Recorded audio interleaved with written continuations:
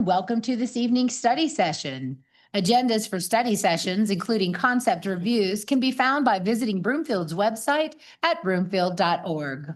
Members of the public may attend tonight's meeting and future study sessions in person here at the George DeSiero City and County Building Council Chambers located at 1 Tacoma Drive, or watch live on Channel 8 through video streaming on Broomfield's website. Our agenda this evening includes one concept review and one study session item. The public may participate in public comment on the concept review only, either in person or through our call-in service. Visit our broomfield.org council meetings webpage for step-by-step instructions on how to use the call-in service.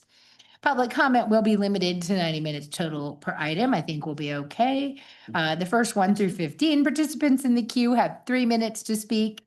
The next 16 through 25 have 2 minutes. And if time remains, the next 26 plus participants in the queue have 1 minute to speak. For our hard of hearing residents present, we have wireless headsets available in the back of the council chambers through our AV team. Our first item on the agenda is a concept review for a proposed apartment complex to be located at 11,700 Ridge Parkway. We'll follow the city's standard procedures for concept plan reviews. First, the staff will present a summary of the application. Following the staff's summary, the applicant will make their presentation. We'll then take comments from members of the Land Use Review Commission and other interested advisory boards, followed by public comment. Then the applicant will have an opportunity for final comments and finally questions and comments from City Council. Electronic copies of concept review plans are available at broomfieldvoice.com. Copies of comments provided for each plan at broomfieldvoice.com have been given to Council and can be found in the correspondence folder linked in tonight's agenda. Council members have a copy of the agenda memorandum for this proposal, which I'll ask our staff to summarize. Thank you, Mayor, and good evening, Community Council, and Ms. Harmer, our Senior Principal Planner, is going to walk us through this item. Thank you, City Manager Hoffman. Judy Hammer, good evening, Mayor Pro Tem, and council members. Judy Hammer, Principal Planner, representing the Planning Division. The concept plan is Integra Broomfield. As indicated in the concept plan for a proposed 312-unit apartment complex, which would require a planned unit development plan amendment, a site development plan, and a final plat prior to development. Next slide, please. The subject property is located south of State Highway 128 and east of Indiana Street and is subject to the Ridge at Broomfield Planned Unit Development Plan. Next slide. The 2016 Broomfield Comprehensive Plan land use designation for this property is mixed-use commercial. The proposed use for the property is currently inconsistent with the intent of the mixed-use commercial designation. And as mentioned in the staff report, the proposal would exceed the plan's guide, which indicates no more than 30% of the land area within the mixed-use commercial district should be utilized for residential uses unless approved through a PUD plan amendment.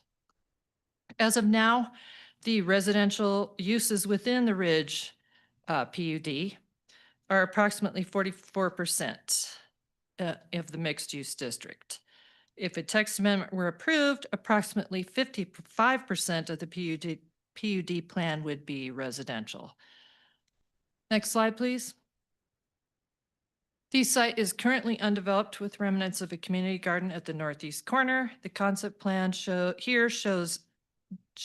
depicts 6 apartment buildings, 4 carriage house buildings, a clubhouse with a pool, a dog park, landscaping, and parking.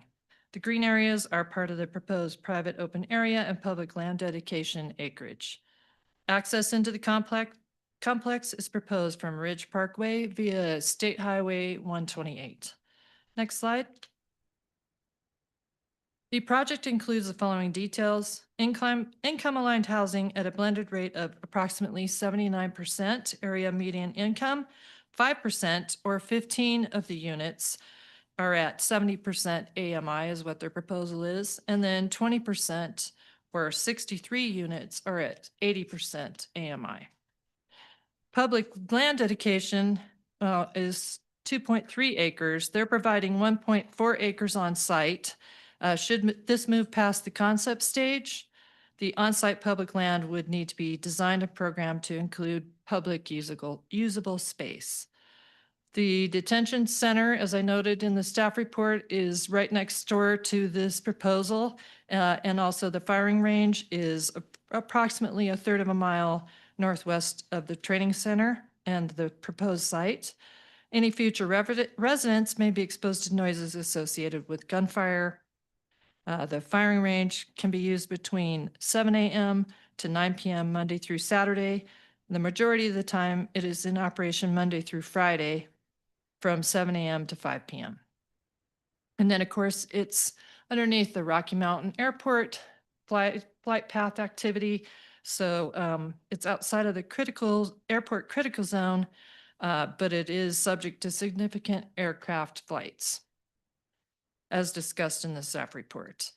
The Ridge at Broomfield PUD plan allows for 944 residential units currently. It identifies planning area C, the subject site, as mixed-use commercial, and uses permitted include industrial flex and other similar uses. Now, as discussed in the staff report, the amendment for this property would seek to allow an additional 72 residential units, permit residential as a standalone use, increase the maximum density per acre from 20 dwelling units per acre to approximately 27, and increase the maximum height from 50 feet to 60 to 70 feet limit. Next slide, please.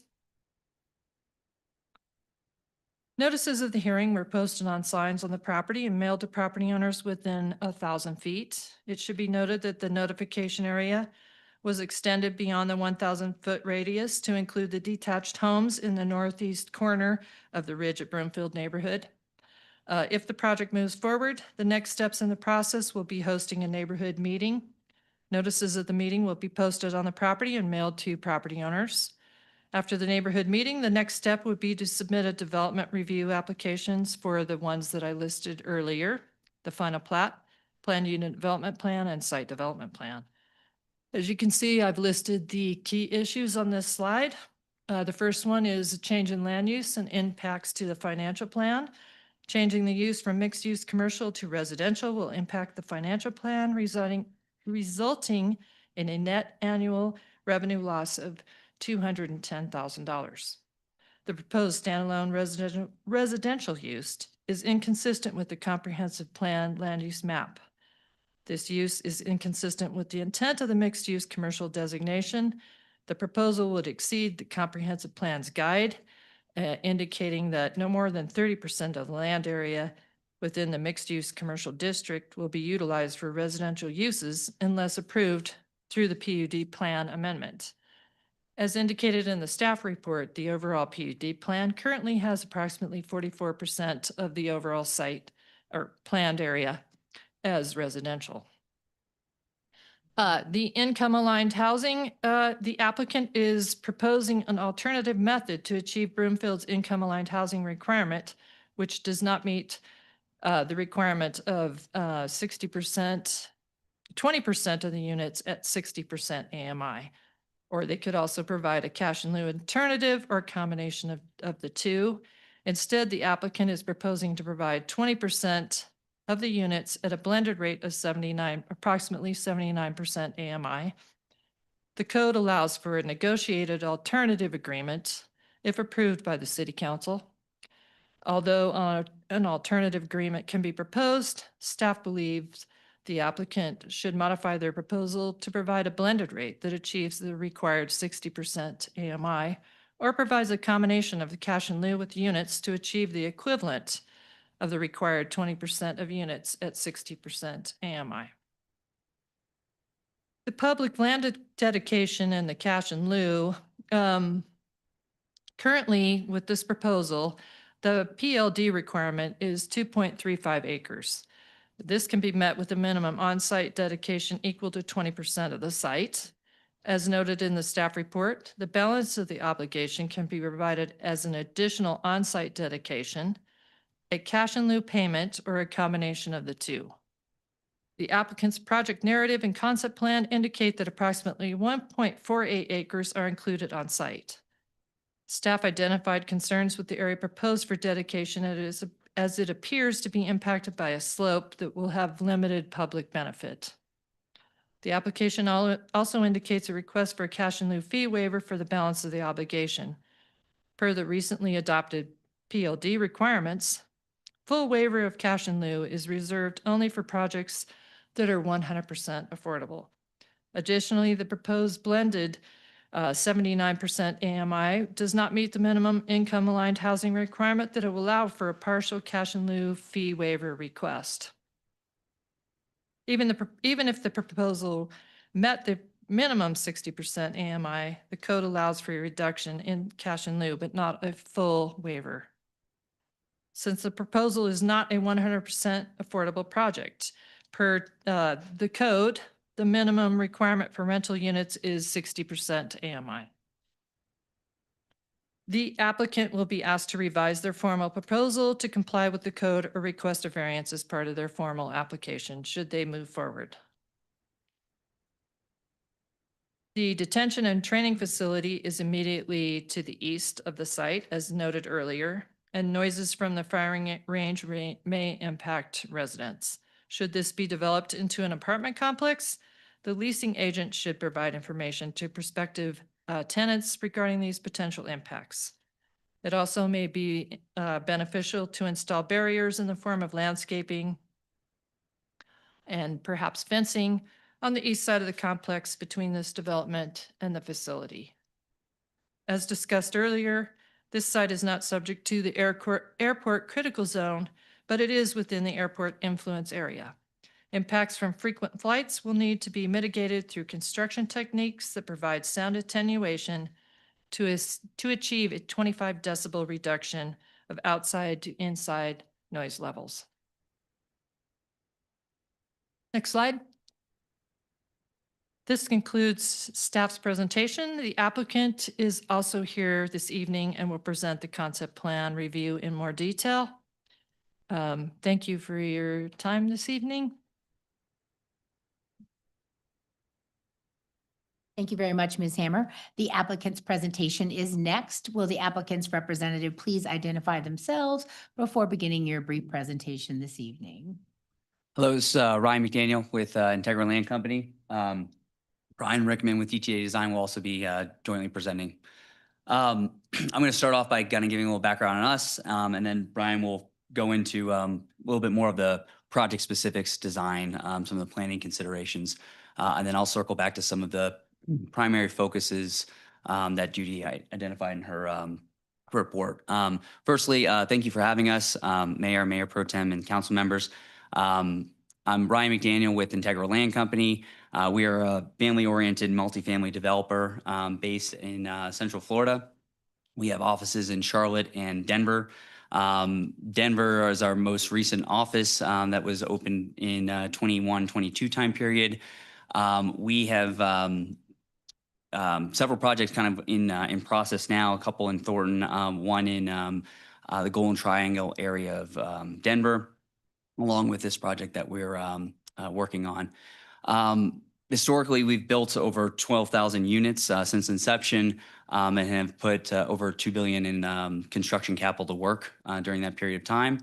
Our general philosophy and approach is one that's very collaborative. We look forward to these type of engagements to engage with community members, looking to put forth a project that both us and the community are excited about, and ultimately one that residents are excited about calling home. Next slide, please. This is our Integra Peaks project. This is our first project we did out of the Denver office. We finished this roughly 22-23 as just an example. Next slide, please. This is a project in Nashville, Tennessee that we're currently working through on the development side. Just another example for review. Next slide, please. And it takes us to Integra Broomfield to review.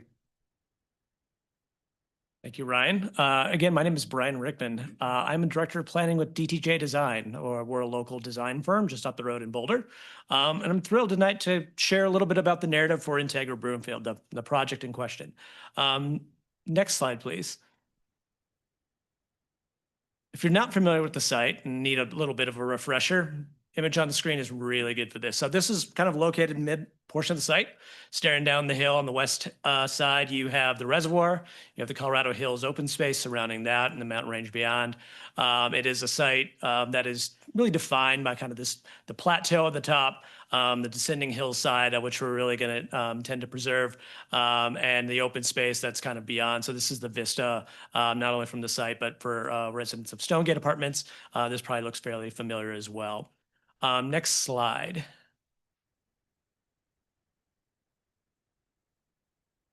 Judy did a really nice job of kind of conveying a lot of the details and statistics. So I'm excited to share a little bit more about kind of the design components, key features, a lot of the kind of creative approach that Ryan and his team at Integra are supporting in terms of trying to create a community that thinks about something a little bit differently in this location.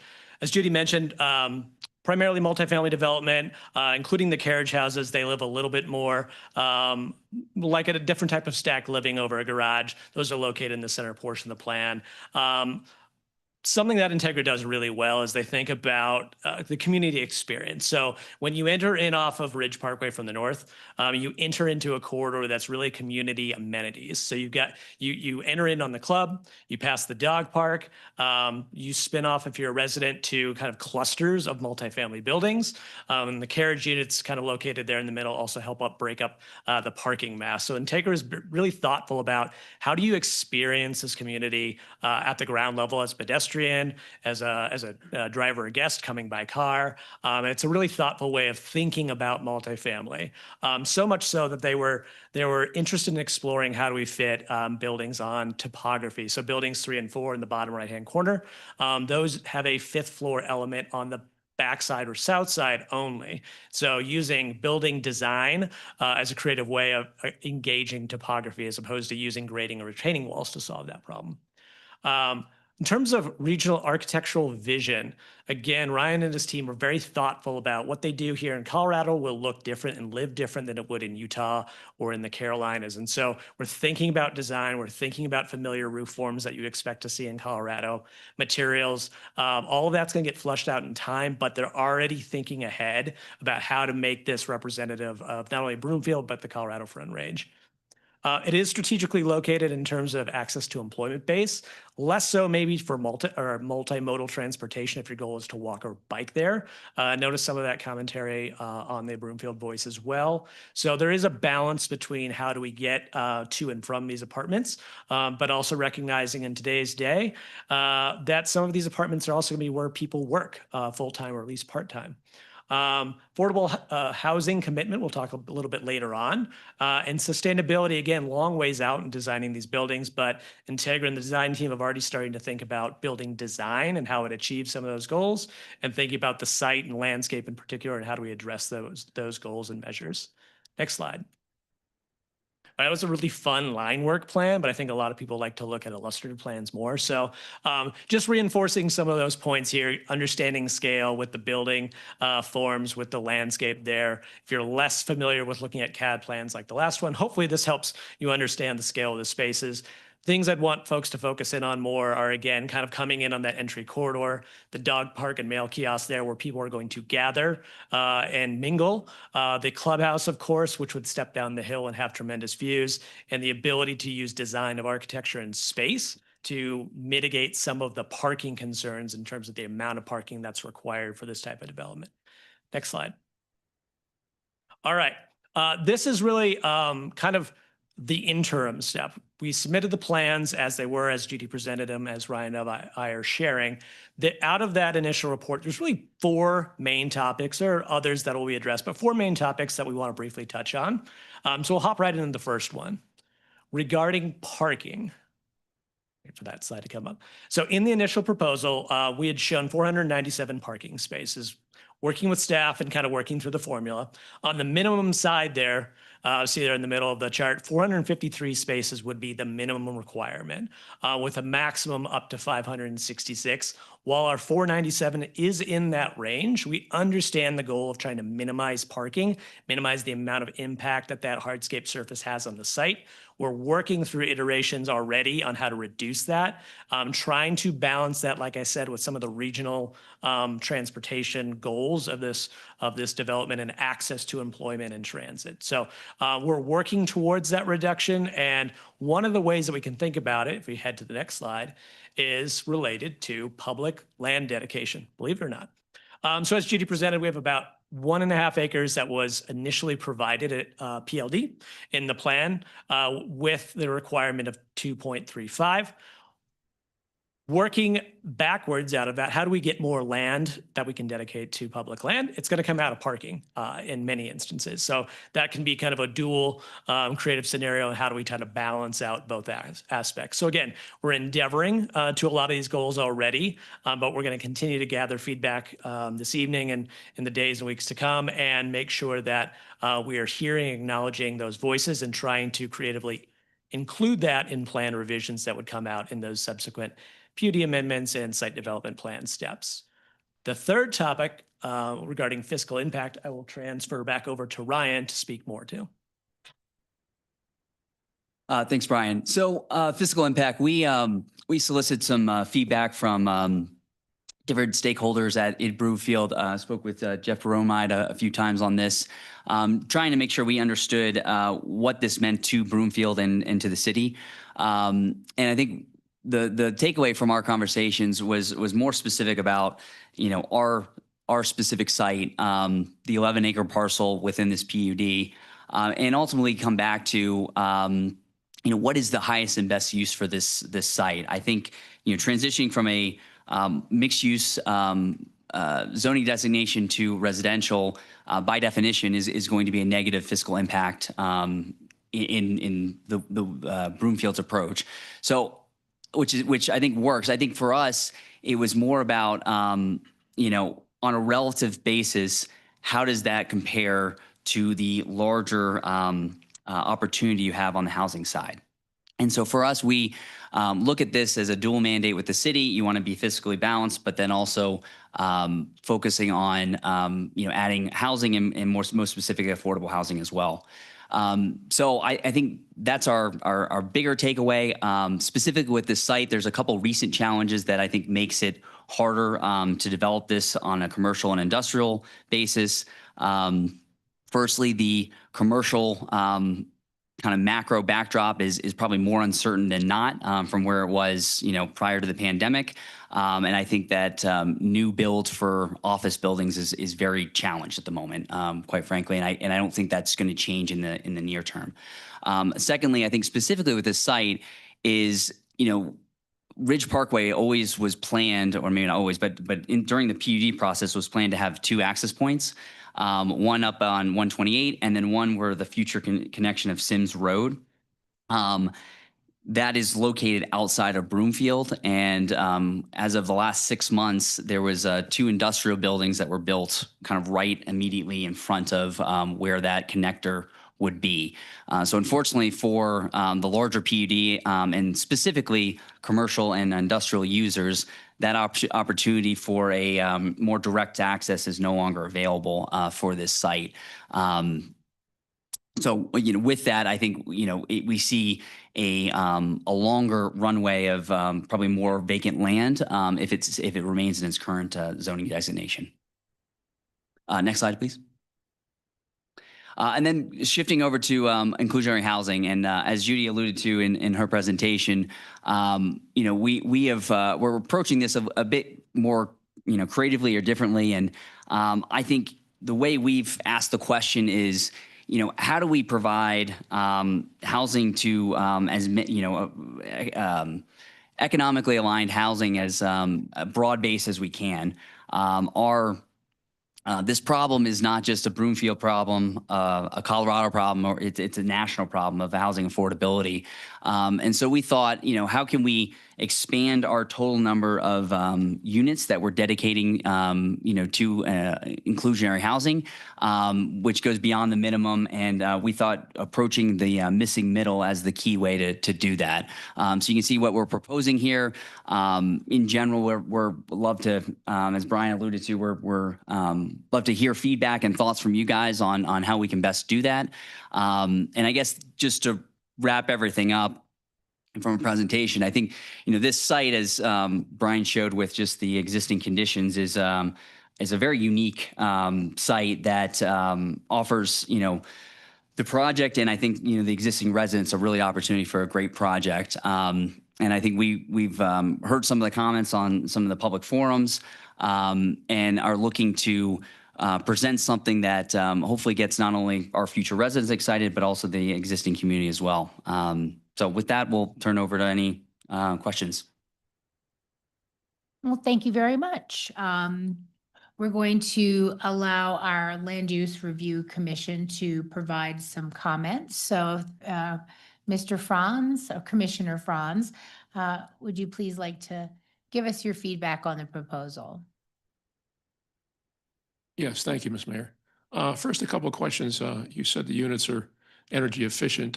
Without going into a lot of detail, we kind of know what you're doing with the building to make that happen. And if they also, with the carriage house, would it be possible to put solar panels on the top of that carriage house at least? And based on how energy efficient the units are, would you consider applying for LEED certification, at least at the bronze level? If they're extremely energy efficient, that could be achievable. And finally, would you be willing to, we have a gap in the community to some degree with builders who are looking at building apartments as a want and the need for the city to have more condos. Would you be willing to have 10% of the units be condos? Thank you. Thank you, Mr. Franz. I'll allow you to address those. Let me check and see, are there any other boards and commissions that want to comment on this project? All right, go ahead. Yes, thank you for those comments. That's great in terms of thinking about building design. Again, we're very early. I know these renderings feel like they're a lot more flushed out than the designs of the buildings and the units actually are. I think we're open to a lot of possibilities right now. What's going to happen through the ideation of the plan itself will impact the building. So we're aware of that. I think with regards to things like solar panels and seeking things like LEED accreditation, I think we'll just have those conversations internally and see what's viable in terms of making this project financially and fiscally competitive and responsible for the Integra team. But I think they're open to doing that. They certainly entertain that in other locations. DTJ Design has performed that on the architecture side on many other projects. So without committing to anything right now, because there's a lot we don't know, certainly open to exploring that more. With regards to condo, Ryan, I'll let you kind of weigh in on your interest. Yeah, I think condos in general are challenging to intermix in a project like this. We can look into it, but I do think it is generally going to be a challenging prospect for us to do. Thank you. Yep. Any other boards who want to comment? Well, then we'll go to public comment next. If anyone would like to be heard on this concept, please make your way to the podium. State your name and neighborhood for the record and limit your comments to 3 minutes, please. Roxy Jula Lockmore. So this for quite a few years was my back door. I spent a lot of time here. This had one of the community gardens was there. So it's no longer, but I really think with all the industrial area that is in Jefferson County to the east of this location, that we could, it's not going to help our monies too much, but it would help the community to be able to have a place to live in order to work close to where they live. Instead of having to drive miles in traffic and cause a lot of problems and stuff.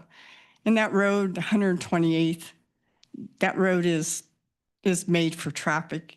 I mean, you used to go out to the factory and stuff out further west and it was nothing. And it was actually, a itsy bitsy little 2-lane road.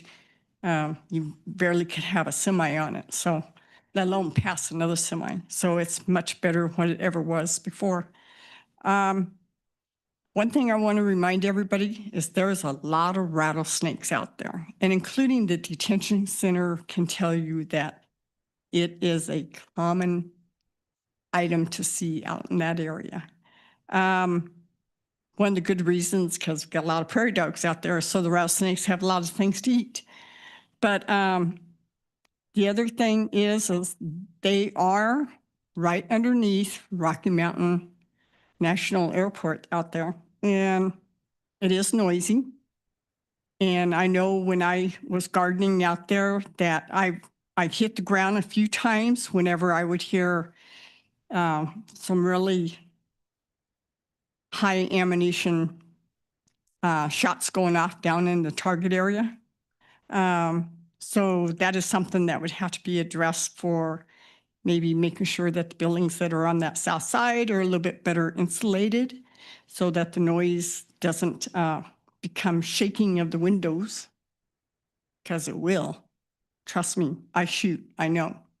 So, and the planes, some of the planes get a little bit carried away, so better insulation is better, less complaints that we have. Everybody needs to understand where they're at, and that it's a good place. It's beautiful up there, but we still have things that real city people really do not like, and that's a little bit of noise.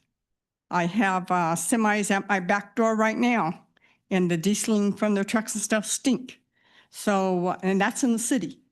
So, and there's nothing I can do about it. So, people need to learn that we have different things going on. But I think this would be a good aid and a good place for this to go. Thank you. Thank you very much. Mayor, Mayor Pro Tem, council members and staff, Jesse Applegate, Country Estates. So I confess that I have a couple of concerns about this development as a pilot and training out of the Rocky Mountain Metropolitan Airport, or KBJC, which is how I'll be referring to the airport for the remainder of my time speaking. Referring to begin, for the people who live here and the noise from the airfield. We do have a noise abatement program from KBJC, so to reduce the noise our planes make on takeoff, but there's only so much we can do without turning off the engine, which, as you can imagine, doesn't really help on a takeoff. I'm sure some considerations are already being made for the noise with the literal firing range right next door, but our planes won't be entirely covered by any noise dampening work made to address that. This development is made on the departure end of the 30 runways out of KBJC, which I would say from personal experience are used 60 to 70% of the time, winds allowing. The other concern is for the pilots coming out of KBJC, once again off the 30 runways. Normally for training, we're going to turn north, so overflights for this particular development are going to be minimal. But in the event of an engine failure on takeoff, which is a nightmare scenario for every pilot, and what kills most of us, that is our ideal area for an emergency landing. Now, this does not obstruct most of that area, but any little bit helps in the event of an engine failure. And trust me, we don't want to be smashing into an apartment complex any more than anybody wants their apartment complex smashed into by a plane. So thank you for your time.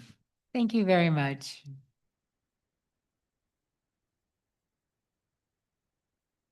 Hi, City Council and staff and everybody else here. My name is Nick Schulte. I'm at the Stonegate Apartments immediately to the east or to the west of this proposed development, and I've lived there for about 10 years now. And I don't have anything prepared, but I'm going to speak a little bit from the heart and just some practical concerns that I have. And I encourage you all to visit Broomfield Voice and read the public comments there. There are over 30 of them at last check, and each of you City Council members, please do, because I think it's a great cross section of that neighborhood's concerns. A lot of voices from that area, and I have significant concerns about this development and what it means for the region and Broomfield, or that area itself, and Broomfield as a whole.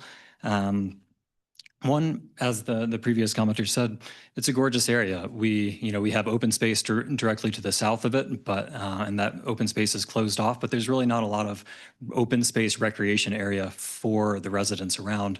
And currently that is being used in an informal way with that community garden and a little bit of social trails. And I would really urge the developer to recognize this as not we in this region do not see this as a vacant lot that is used to make money for Broomfield. This is part of our community.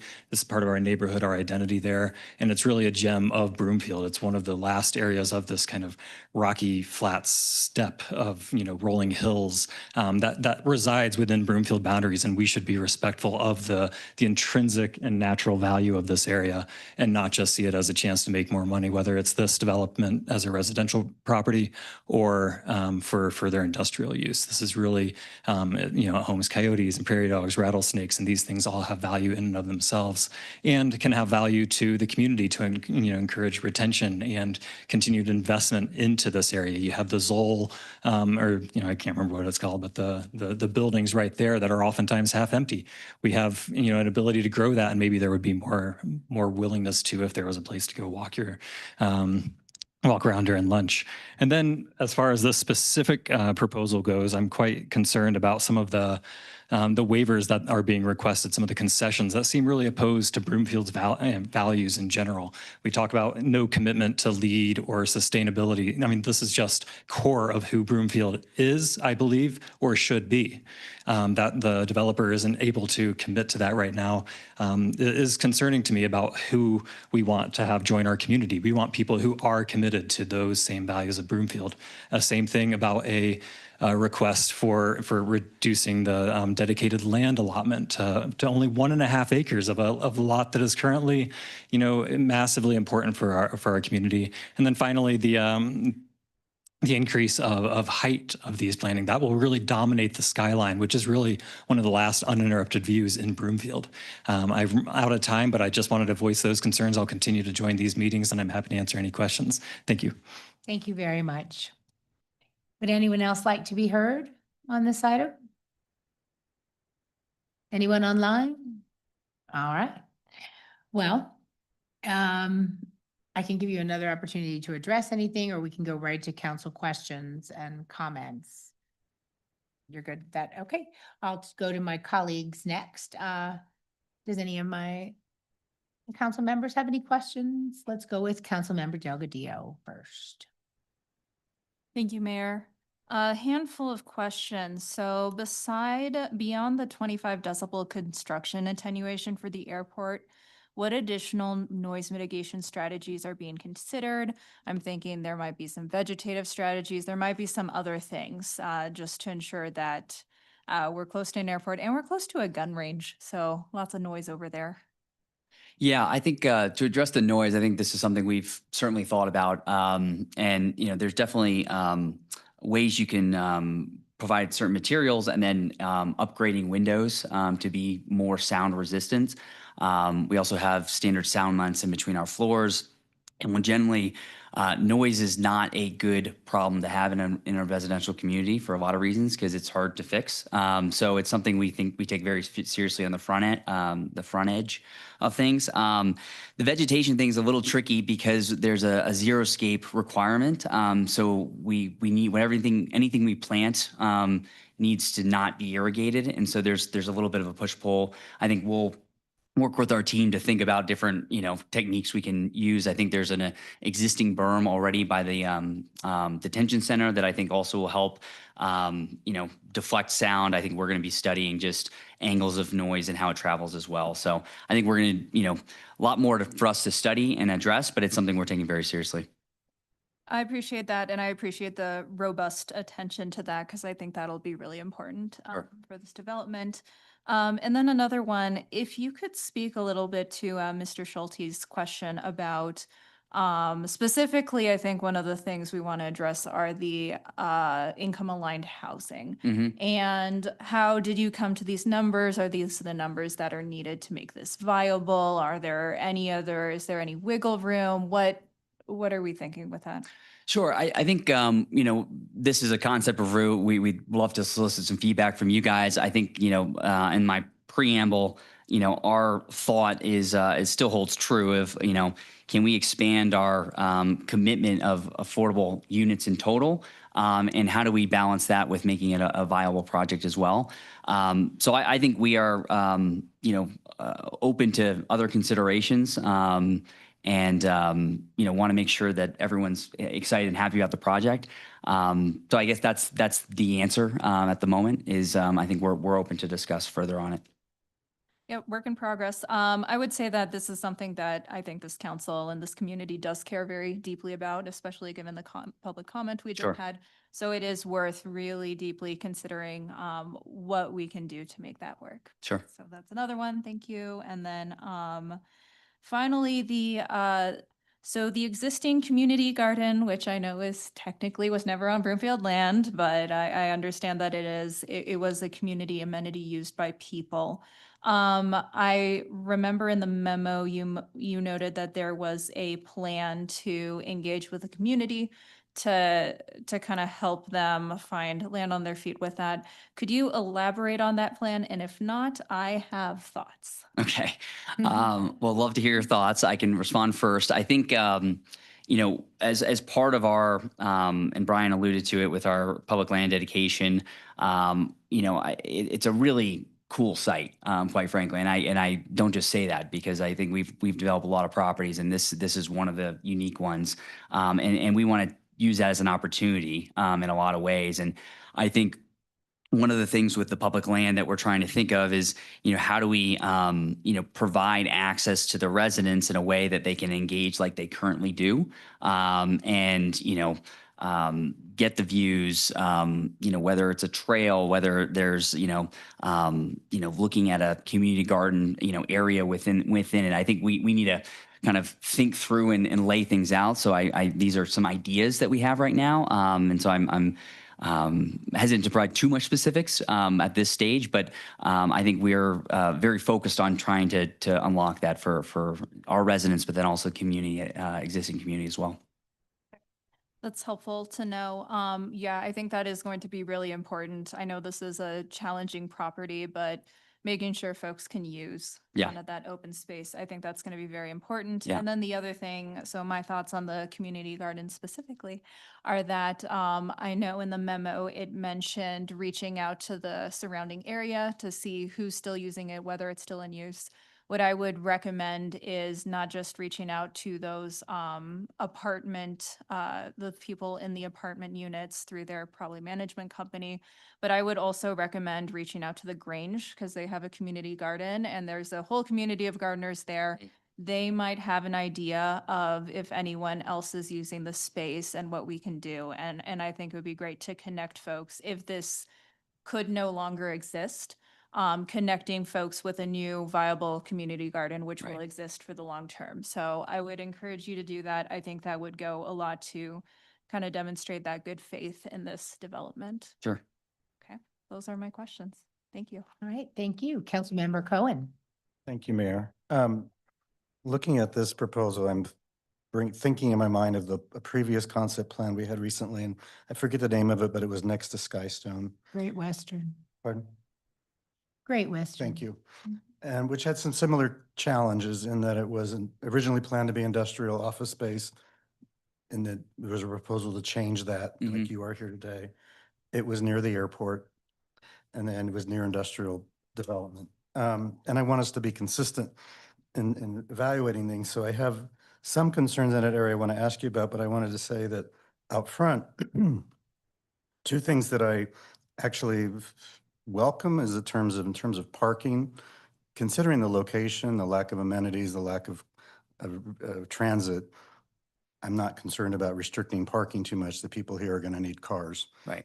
I'm also interested in your deed restriction, your affordable housing proposal, because again, it's my understanding you're asking more homes at a higher AMI rather than lower, which makes sense because people at a lower AMI are going to rely more on transit. And in this location, why put people who will have no transit in that location? So I'm open. I think those are ideas willing to pursue, hmm because I think it shows some thought and concern for the nature of the area. But the other areas of concern, which I know my other council members will touch on as well, and Councilmember Delgadillo did to a certain extent, detention center and firing range. hmm And I'm glad the gentleman from Stonegate is here, but they're farther away. And to my understanding and that'd be a question to staff, do we get complaints from Stonegate about the detention center and the firing range now? I don't know if, Manager Hobman? Yes. can you give a little bit of description? I mean, is it every time they're out there shooting, or is it? No, yeah, Councilmember Cohen, it is as it's not just for Broomfield PD, that firing range. It's one of the last outdoor firing ranges. So a multitude of police departments and SWAT teams utilize that outdoor facility. So it ebb and flows. And there is a correlative, however, between high usage. So the waivers, while appreciated, we've been through these conversations before where the waivers are on the front end. And then a couple folks move in and move out and the waivers aren't completed anymore. And then council and staff will begin to get those conversations about that firing range. To Councilmember Delgadillo's point, it's a high level of concern. And I assume there's every intention to keep it operating for considerable future. We certainly hope so. So I guess the question would be one, but since you're even closer Yeah. than the current residents out there, how do we address that? You build it and then we're left with a bunch of complaints Yeah. would be the concern. Two, the same thing for the airplane noise. We're not happy with the Great Western because it was going to be under airplane noise. hmm And again, you build it, you leave, we're going to be sitting here with complaints. So why should we want to add that to our list of complaint calls? hmm I mean, housing is very important. We definitely need more housing, but does it bring more complaints than the problems it's fixing? Right. Yeah. So I guess both questions are very similar in nature. I think I guess I'll respond a couple ways. I think there are, and I was joking with Judy about this when we were talking about it, is like there are no perfect or easy sites to develop anymore. If they were there, they would already be developed. And I think we've developed against challenging properties, maybe not exactly of this nature, but similar stuff. And you have to kind of work through it with it. I think in our experience, it's just transparency. I think there was a discussion about having just a disclosure requirement in our leases, which I think we would be very open to, and just being very transparent with here's what is moving in, and here's that you are signing on. And I think that also helps the city staff members as well, is that it's in the lease agreement, so it's not like they weren't mentioned. And then the airport, I think, is something someone's going to determine pretty quickly when they get out there, because it is ever present. But I think, as a testament for the gentleman that came up and spoke at the resident of the Stonegate Apartments, has been there quite a long time, and they have a very similar challenge with the noise that I would imagine that our project would. And just like other things, like you get a great view, great community, do you trade off maybe some airplane noise in exchange for that? So I think, again, focusing back on the transparency and everyone kind of knowing what they're kind of agreeing to, kind of coming in, I think is the key to kind of a successful dynamic. You wouldn't know this, but I think Heidi and I from Council Ward 5 can say we have a bad history of disclosure agreements. It's called water tanks. There were supposed to be disclosure agreements for when they were building water tanks in Ward 5, and according to the residents who live now next to a future water tank, they didn't know that was going to come, or they didn't see it. So would you be open to big billboards that say firing range airplane? Yeah. I think I would require it at this point, because I don't want to put our council colleagues who represent this area, excuse me, in the same boat that we're in. And people buying their dream home and then discovering there's a water tank next Yeah. to them. And there was, yes, a piece of paper in amongst the stack. Right. So I'm not sure that's a solution for us in that Well, sense. if I may, one difference though, and this is the benefit with apartments versus purchasing, and I think the stakes are a lot lower, is that you're signing for a year at most, in most cases, than buying a home. So for whatever that's worth. To that point, I'll just ask you, since I have a minute and a half, what are the restrictions, what is the barriers for condos for you in your view? Because we really, really, really need owner. Yeah, I think there's construction defect laws are the biggest thing. And that, is something that, personally, our company does not develop condos, and never has. And I think that at one point we did have our own construction company. And I think the distraction from what we like to do became something that was not worth our principal who founded the company. And ultimately, I think it becomes a very complex process if there is a problem with the different homeowners in the condos. So it's not really our business because of that. And I think that's my Okay, response. thank you. Appreciate it. And the last question, my time's running out, and this may be a question for staff. There were comments on the Broomfield Voice raising concern about water pressure and stating they thought the existing pressure in that area was not strong. Can staff address whether that's the case and what impacts or what might be needed in terms of water service? I'm looking to phone a friend, but I don't see a Public Works crew here this evening. We have had reports of low water pressure. I can't detail if we had those, Councilmember Cohen, prior to the lift station being completed or post being completed. So we'll certainly follow up with that. Thank you. That's all. All right, thank you. Councilmember Henkel. Thank you, Mayor. Thank you for being here tonight and appreciate, the chance and the opportunity to engage on this. I will say this is probably the most key issues I think I've ever seen on something. So I will tell you that heading into this. Mr. Schulte, I did read all the comments on Broomfield Voice, and I did, listen and read about water pressure and just a lot of the noise already. And there is just a lot of concerns about the airport and not only the noise, but the safety there as well. I'm just curious if this might be a few questions for staff first, and then we'll get to you.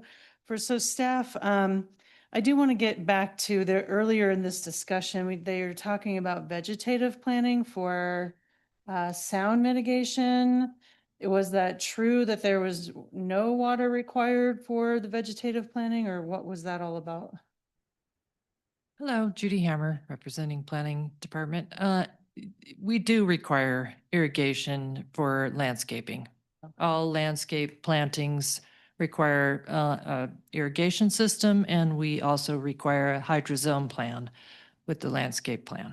Okay, that's what I was thinking. Thank you. Sure. And then on the memo, it said a fourth residential townhome development is approved for the parcel to the north, but that project has not proceeded to development. So if we approve this, how do we know this is going to be developed if that townhome project has not been developed? And how long ago was it approved?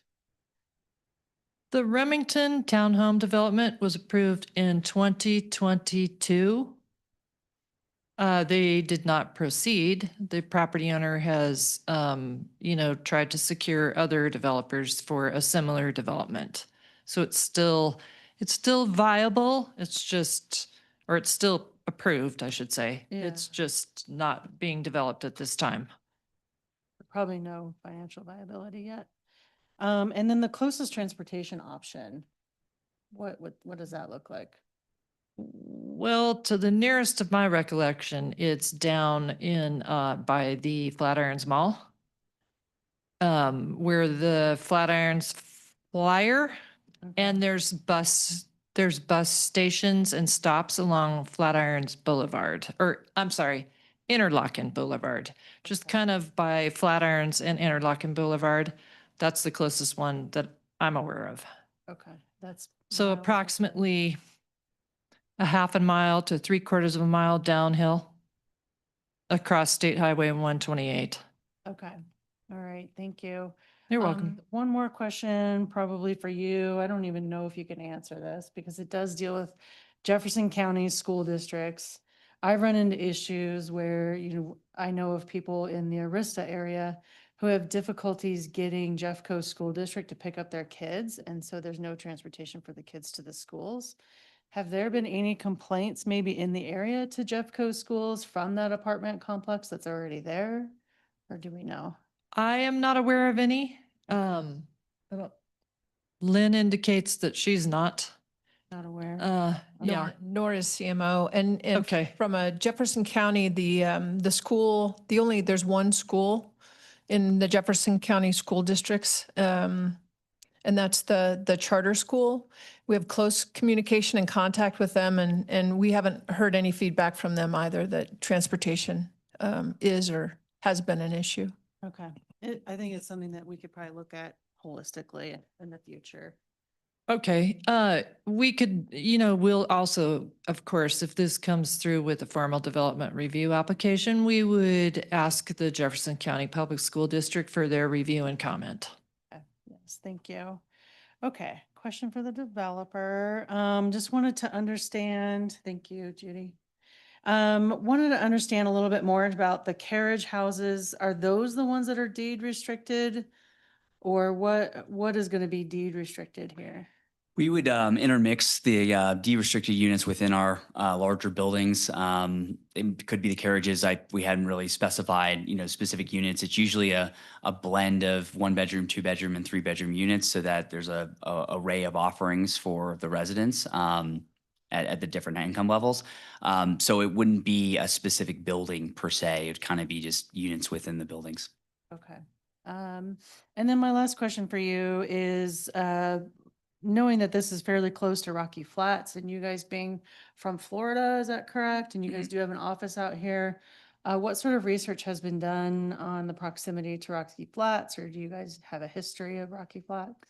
Yeah, not as detailed as we probably will ultimately. We've worked with our civil engineers, done a pretty comprehensive, initial assessment of the site, including environmental and some of those components. The phase ones that we've gotten have not flagged anything specifically with this site. Obviously, the proximity is relevant. So it's something we'll kind of dig into as we get deeper into the process. But, we're aware, but not, I'm not, completely detailed on the whole thing. Okay, thank you very much. I think at this point, with how many key issues we're having, all the Broomfield Voice comments coming back, just describing noise, safety mitigation with the airport. And then I even think one of the biggest red flags to me is that the townhome development hasn't even been developed over the course of 3 years. So the whole idea that it's just sitting there really doesn't matter if we have townhomes that were approved already, and those are also just sitting there. I do worry about the safety there, the airport. I would do a lot more research as far as what's been going on at that airport recently and their safety ratings as well. And I think that that's something that we need to really address, and anything that goes there, I would more likely approve something that's more light industrial, something like that, and that's safe for people to be there. Thank you. Okay, thank you very much. Councilmember Wynn. Thank you, Mayor. And Mr. Ryan, Mr. Brent, thank you so much for the presentation. My first question is, what is the timeline of this project? When would, assuming we approve this, what would happen after today? Yeah, well, we've quite a ways to go to get everything kind of designed and through the full approval process. There's, as Judy outlined, there's a process for us to get the PUD amendment, et cetera. So in round terms, I think I would, feel great if we were breaking ground in 18 months, probably a year to 9 months to design and get through the process with the city, and then ultimately designing the project to construction level drawings. And my next question is, the history of your firm, of your development. What projects have you done in Colorado? In process, our first fully, soup to nuts project out west was the Reno project that was referenced. And then we have a couple that were in development stages on, 2 up in Thornton, as I mentioned, and then 1 in the Golden Triangle in Denver. So nothing, built yet, but we're actively pursuing it. Yeah, and so I guess Colorado will be your first place to build this massive project, in my opinion. And so my next question is, it's mentioned that it's 312 apartments. How many families and people would be able to reside in this project? Let's see, I can maybe do some quick math here. So, we have, let me, if you can forgive me with the calculator. No worries. No, take your time. Yeah. We can do 280.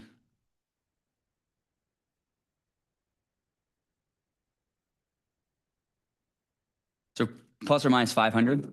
500 residents. And how many of those would be under the proposed AMI affordable housing units? You're throwing me off with the residents versus the bedroom. So we right now we're proposing 78 de-restricted units, and it's a balance between 1s, 2s, and 3s. So let me do this again. 3570. And then another 10 times 3. Call it 135. 135 residents could be under AMI. Yeah. Okay. Yeah. No, these are good numbers for me because, you know, I'm a firm believer that multifamily homes, I mean, this is a very difficult time for housing, for young Right. people especially. And so my next question is, let's say the council does now approve your project. What would happen to this property? What would happen to this land? Would it stay the same? Yeah, I mean, it's been under the same ownership since 2001. And Okay. it's been in its same zoning designation since that period of time. I think they have been looking to sell this in its current zoning for many years. We engaged with the seller probably 2 to 2.5 years ago. It took us a while to get in our contract. They allowed us the opportunity to rezone it, which they had to commit to more time to do that. But they were willing to, given the challenges they've been receiving on the other with the existing use. So, you know, in my opinion, for whatever that's worth, I think it's a challenged environment to continue to try to sell this as an industrial and or a commercial building. As I mentioned in my kind of initial presentation, I think the secondary access that got limited, I think really kind of hurts potential prospects that are going to say, hey, this is the site I want to go build an industrial project, when there's a lot of, in Broomfield specifically, a lot of other options available to them, which would be vacant land. So that's my opinion. Yeah. And, you know, you already touched on it already, but a big issue and concern is sustainability. Mm-hmm. And obviously you're a resident behind you. Right. Do you have any response to the sustainability of the area, or obviously there is concern with, you know, the wildlife? Right. Yeah, I think from a sustainability standpoint, we're you know, very focused on building, you know, best in class buildings that address a lot of the green initiatives that are out there. I think solar panels were mentioned. I mean, we're kind of looking at everything on the board, and it all kind of goes into you know, one big math equation for us, and we're going to be prioritizing the objectives of the city, and we've heard loud and clear and from residents that sustainability is you know, front and center in that process. Thank you so much. I mean, broadly speaking, another concern that I have as well that I bring to developers is the timeline with, I guess, with construction costs. Let's say that things are not well in 2026. Mhm. Let's say that tariffs continue to raise costs for construction costs. Would that impact this project? Of course. I think we're subject to the market like everyone. However, I think we feel good about just the long-term prospects of, you know, this location in Broomfield. A lot of the intangibles with just the site itself really, I think, get us comfortable that this isn't just a random commodity project, and it's something that we can help push the needle a little bit to that effect. Thank you, Mr. Brent and Mr. Ryan. I really appreciate your presentation answering these questions. I know they're a bit tough. You know, like I said, this is just an introduction. Obviously, there will be hopefully an opportunity for more revisions. I appreciate your time. So thank you so much. Thank you, Mayor. Thank you. Councilmember Ward. Thank you, Mayor. The first question I have is actually one that Councilmember Delgadillo forgot to mention. And so this is in regards to requirements that the city and county of Broomfield might impose on a particular either property owner or apartment complex to require kind of notification and signature of waivers for specific nuisances related to noise, or other issues. I know the state has some requirements, like when I lived at Summit Flatirons, I was required to sign a waiver that says I wouldn't sue the apartment complex if a plane crashed into my apartment. But I think that was mandated by state law. So is there anything like that that we would require or could require?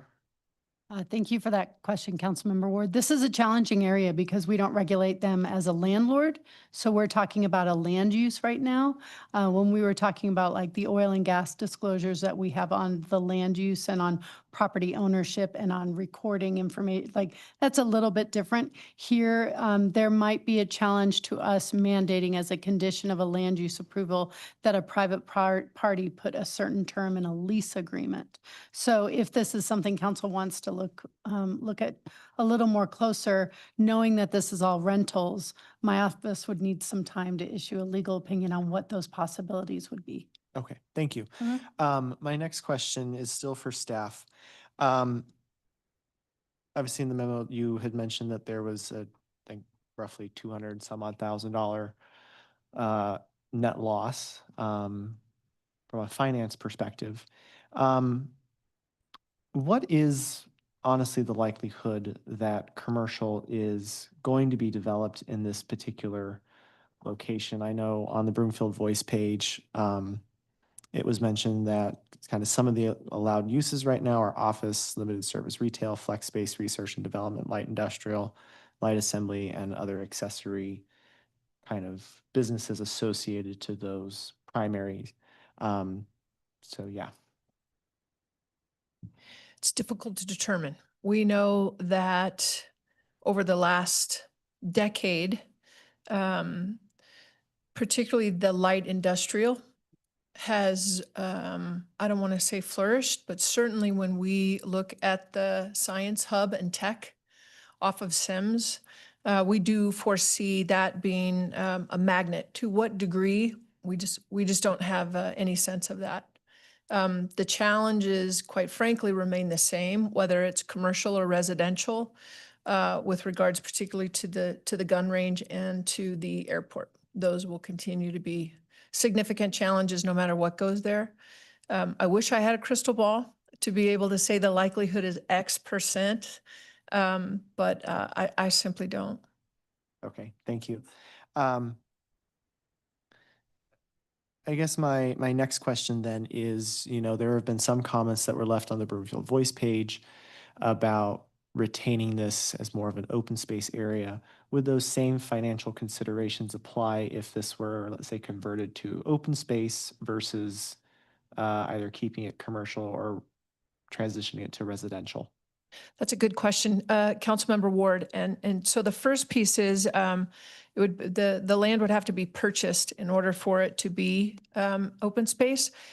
Secondly, the impact financially, as council well knows from a staff perspective, when we show you all the figure of the house, that it costs more, almost exponentially now, to have residents than it does commercial. So it's really three categories. So it's hard to intermingle the open space with the residential and commercial as far as negative financial impact.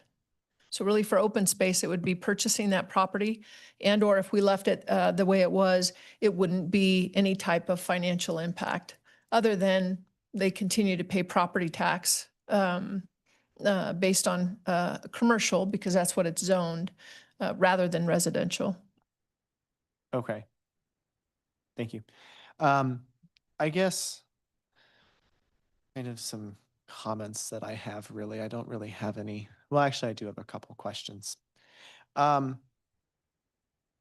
you determined the parking requirements, have you looked at other properties that you have developed either in Colorado or across the country and determined whether that minimum or the number that you did put in was too much? Because I have noticed in like my apartment complexes that I've lived in, for example, there are always extra spaces. And so I don't know if that's something you have kind of looked at with your properties or if you're just using the industry standard model. Yeah, I mean, we look at it both ways, quite frankly, because sometimes we've underparked projects. And the hard thing with parking is you can't fix it retroactively, right? You kind of get what you get, and the property has to kind of absorb the problem, and it really falls on the management of the property when it's underparked. When it's overparked, I mean, we're assessing it. We're incentivized to do so because our density balances work better in our favor if we can dedicate more land to open space or put more units on the property on a better ratio for us. So we have evaluated it. We're still, for better or for worse, we're still in a when we're in a suburban market, our ratios are higher than is in Broomfield and what you guys like to see. But for this project specifically, I think we're really sharpening our pencils, trying to get, the parking ratio, closer to the minimum, because I know that's very important for Broomfield. So we're looking at it with great scrutiny. Okay, my next question is, when you went through the design phase for this concept hearing, have you either designed previous properties and or intend to design this current property, should it move forward, to kind of repurpose land should extra parking not be necessary because either you overparked it or, we are able to get more transit service into that area, which has been a goal of mine since I first got on council 4 years ago. Other stuff like that. Have you designed properties in a way that allows you to repurpose land? Yeah, we've done a couple come to mind where we've done some kind of driveway aisles that the specific one I'm thinking of has kind of like a cross section of pavers that you can drive and park on, but have grass kind of come through, and it functions as a parking lot, but then also it's nicer than just asphalt. So it kind of creates a little bit of a balance between the two. We haven't owned a project, over a 20-year period to really see it come full circle. So our windows are a little narrower, so I don't think there's an evolution that I can speak to. But I do know for certain instances, we've designed things in a way where, not huge areas, but certain pockets, can do multiple things. And so I think that could be something we look at here as well for, just being a little bit more flexible, to your point. Okay, thank you. I guess that kind of rounds out my questions, but I'll switch to comments now. One of the biggest things, and I think I mentioned this to you a couple of years ago when we first met and you wanted to kind of talk about this project, was the need for more for sale units. I think that is when you talked about the missing middle aspect for our housing market. And while income is one aspect of that, there are a lot of residents, either first-time home buyers or seniors looking to downsize, who may not necessarily want a rental property, and they're looking for that smaller for sale property that this particular project does not kind of address. And to kind of further things along, one of the concerns has been this kind of trade-off between residential and commercial. And I think that's going to be a question that this council has to ask for every single property, because I don't really think we have any parcels left that are just zoned residential. Right. And so this will always be a question that we have to deal with. And I will say housing in this particular area, I think, is maybe a little more appropriate than potentially what was presented to us with Great Western, just because there is already a lot of residential in this area. Right. Whereas down there, there's still a lot of commercial space next to Broadcom. And I think this would be one of those places where I'd be willing to make that trade-off, but I'd like to see more, for sale for that property. I'd like to see maybe an integration of the existing, maybe not as it stands right now, but an incorporation of that community garden into the property and use that as part of your open space requirement or some kind of out of the box thinking like that. I'm out of time, but just those are some of my concerns. Great. Thank you. All right, thank you very much. We're going to go online to Councilmember Lim. Thank you, Mayor. Most of my questions have been addressed. For the applicant, the staff identified that the area that you set aside as the 1.48 acres in a PLD was not acceptable as the PLD because of its slope and its location. What is your reaction to that assessment? And I mean, so we're not just talking about part of the PLD that's missing or the cash in lieu that's missing. We're talking about the entire PLD that's missing if we go with staff's assessment of what you have already set aside in your plan. Right. I think responding to that, we are, work in progress, as Brian alluded to in the presentation on getting that to the minimum standard that's been presented.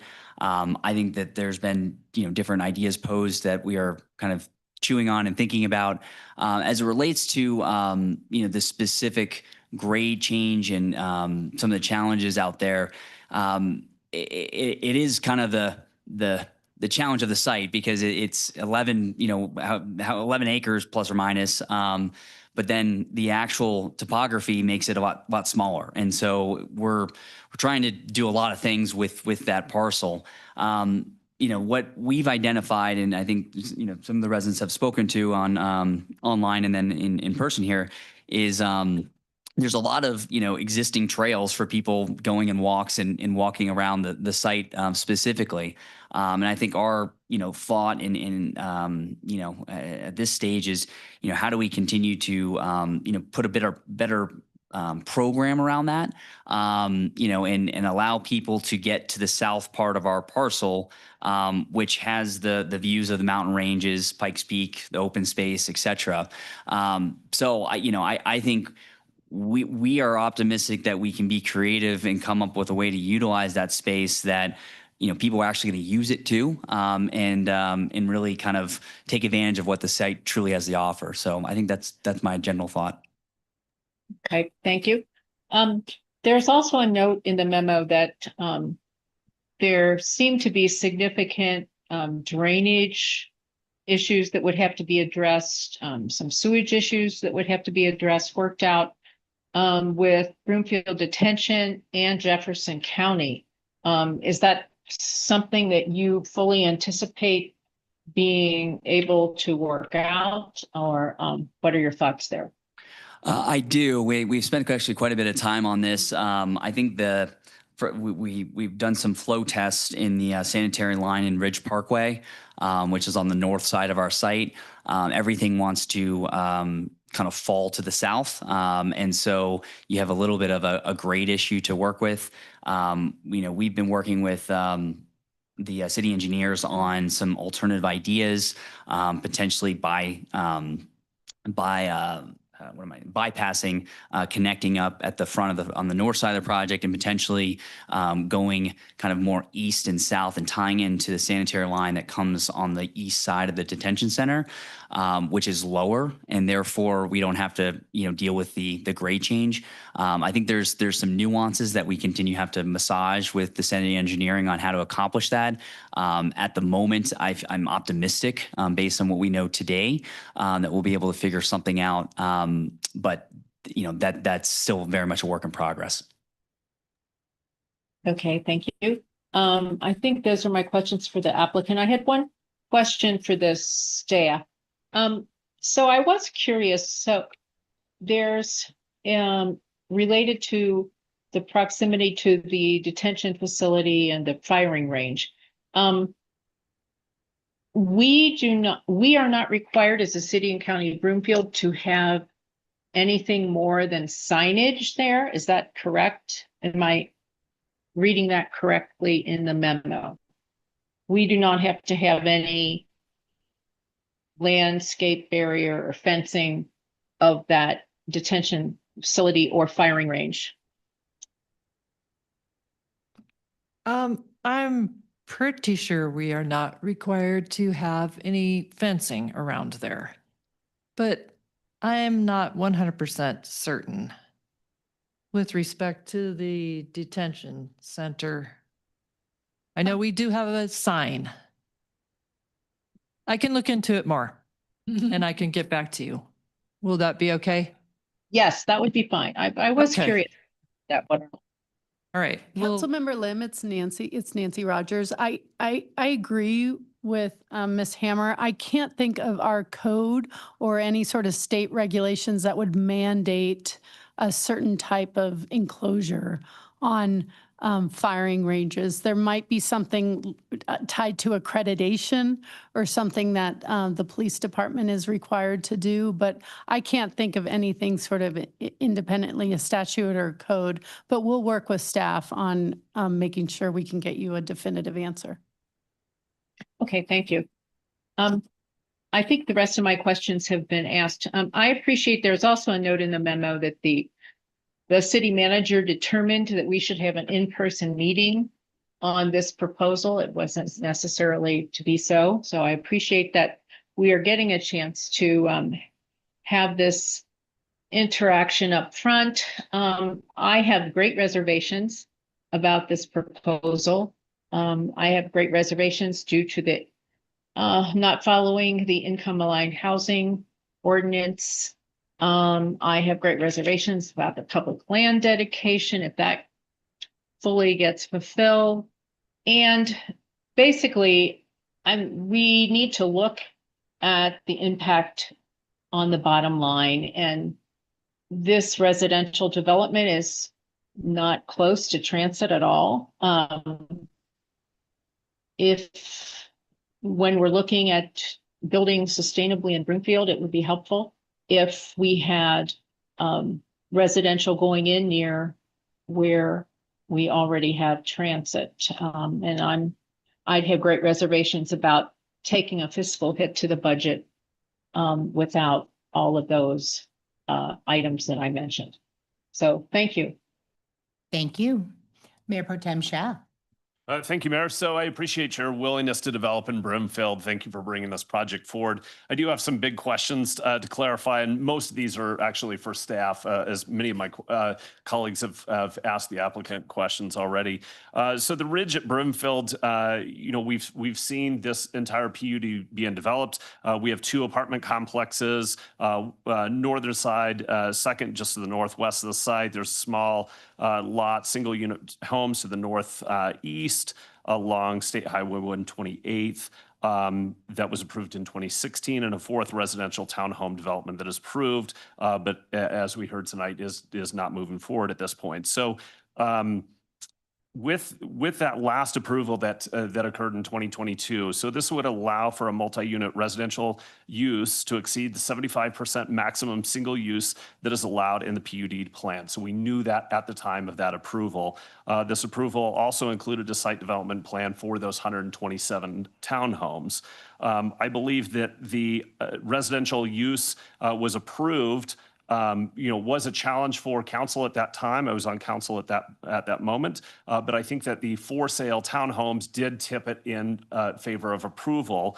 But I would also note that when these townhomes were approved, it was noted the PUD called for 254,429 square feet of commercial use that would be constructed within the planning area Parcel C or Parcel B. And so this proposal comes at a cost to that earlier approval. We had assumed that the commercial would come to this Parcel C, and here we are today seeing that it is turning from commercial back to residential. So that's going to take a bigger hit. So that parcel C, 11.73 acre property remains available for future non-retail commercial use, which is what we saw at that approval in 2022. The impact from that proposed development was estimated as a net negative amount of $75,000 annually based upon the long-range financial plan at that point. So if this plan were approved, so this is a question for staff, if this plan before us was approved, could those townhomes still be constructed even though there would be an excess of residential use units beyond the maximum of that PUD? Thank you for your question, Mayor Pro Tem Schaaf. This is Judy Hammer. Subject to approval of a PUD amendment to allow for an additional 17 or 72 residential units, yes, it could be. But the PUD amendment would include an amendment to change the density dwelling units per acre, an increase in the number of residential units subject only to parcel C, and then some design amendments with respect to building height, like I'd mentioned. Okay, thank you for that. So I think that through the council memo, it talked about that there's 240 unconstructed units. So there's a total of, the SDP has approved 832 units. 704 of those units are constructed, 240 are unconstructed. That includes those townhomes. And I believe that number was 127 townhomes that have not been constructed already. So with that, the PUD would have met the ask from the applicant as well is to include a request for an additional 72 residential units beyond those 240 unconstructed units. So this would bring the PUD to 1,016 units for this entire PUD. And just to note, the original PUD was for no more than 594 units. I hope that my math was correct in all that. That sounds correct, Okay, yes. excellent, thank you. So moving on to financials. When the PUD was originally approved, the financial impact was $1,019,000 net decrease to Broomfield. And it appears with this development would add an additional $210,000 to the negative financial impact. And again, I'll note that that $75,000 net negative impact already on a previous development. So just in net negative financial impact on this lot, it sounds like that this lot would just be $217,000 and doesn't include the already the net negative impact from the greater PUD as well as those prior approvals. So just wanted to check on that number. Romine is making his way down. Thank you. He did tell me my last answer was just right on the money. I told him he's just such a great teacher. Mayor, Mayor Pro Tem, council members, city, county manager, and sometimes economist, Ms. Hoffman. You are correct. This is the additional to that because of the additional change from switching the continued evolution of residential into this area. Okay, excellent. So I want my council colleagues to really consider that already we had, over $1 million net negative impact with this PUD. This adds another 217,000 to that. So we're looking at a net negative impact of this PUD well over $1.2 million annually. The proximity to Jefferson Parkway within 120 feet, that is something that is concerning, but also something that when we were going through the conversations around the Jefferson Parkway, we knew that this was going to happen, that it was promised that the Jefferson Parkway would bring economic benefits to the area, and yet we've seen yet again that a residential or a commercial lot is now being flipped to a residential. Not your problem, but just wanted to note. So staff lists some issues with the development, including adhering to the inclusionary housing ordinance under the flight path for RMMA, close proximity to the BPD firing range, land dedication, and of course, there are many other issues that are on that list. I think that some of those issues can be changed. Some of those issues are small and some of those issues are big, but what the applicant, I believe, has proposed at this location has so many issues that are both big and small And many of those issues can't be mitigated or even resolved. I would suggest that we focus on bringing commercial or retail development to this lot that adheres with the PUD. There is a townhome development to the north that is already approved that I would like to see developed if or before any further residential development is approved in this PUD. So I think there are major changes that need to happen for this lot. Thank you, Mayor. Thank you, Mayor Pro Tem. Any other first round comments from my colleagues? Then we'll go to you again, Councilmember Ward. Thank you, Mayor. Because I didn't have enough time in my first round, I just wanted to kind of clarify some of the things around transit. So the nearest transit stop is roughly going to be the 228 bus stop at the Flatiron Crossing Mall. As the crow flies, it is about 1.8 miles. But that's as the crow flies. There's a giant golf course in the middle that you can't cross. And so walking, it's roughly 2.8 miles, give or take. Now that is walking. Biking, that is a much more reasonable kind of distance, even though there is a hill. But also I do want to point out that the Flex Ride service for the Interlochen Westmore area, or Flex Ride service area, does encompass this particular development. And so it is not entirely without transit service. And I do know that there are a number of residents in that area that are what we call car light. Maybe one person only owns a car and they use biking or other means to kind of get through their daily needs elsewhere. So I just wanted to kind of clarify that for my council colleagues. And then the last thing I want to say as it relates to kind of this question about the budget and switching land uses from commercial to residential. I think this area is going to be very challenging to develop as a commercial property because of all of the residential that's in that area. That's going to impact certain types of commercial, in my opinion, as well as its kind of far away access from other kind of major roadways. But as it relates to certain types of commercial, like retail, there's not enough units in that area to justify kind of those types of like a grocery store or other types of retail that we would like to see that brings in revenue, because there's not enough people in that area. And so there are competing interests here. And I think given that the lack of just straight residential properties left to develop, looking only through the lens of how is this impacting the bottom line is no longer something we have the luxury of doing, because we still have a housing problem. And this is going to continue to come up where we are asked to rezone properties. So either we need to address the budget problem some other way, or we are going to have to come to the grip of not building enough housing and then continue to drive up housing prices because of it. Thank you. Thank you, council member. Well, I think for me, and I appreciate it's a good looking project, but for me, it comes down to compatible uses.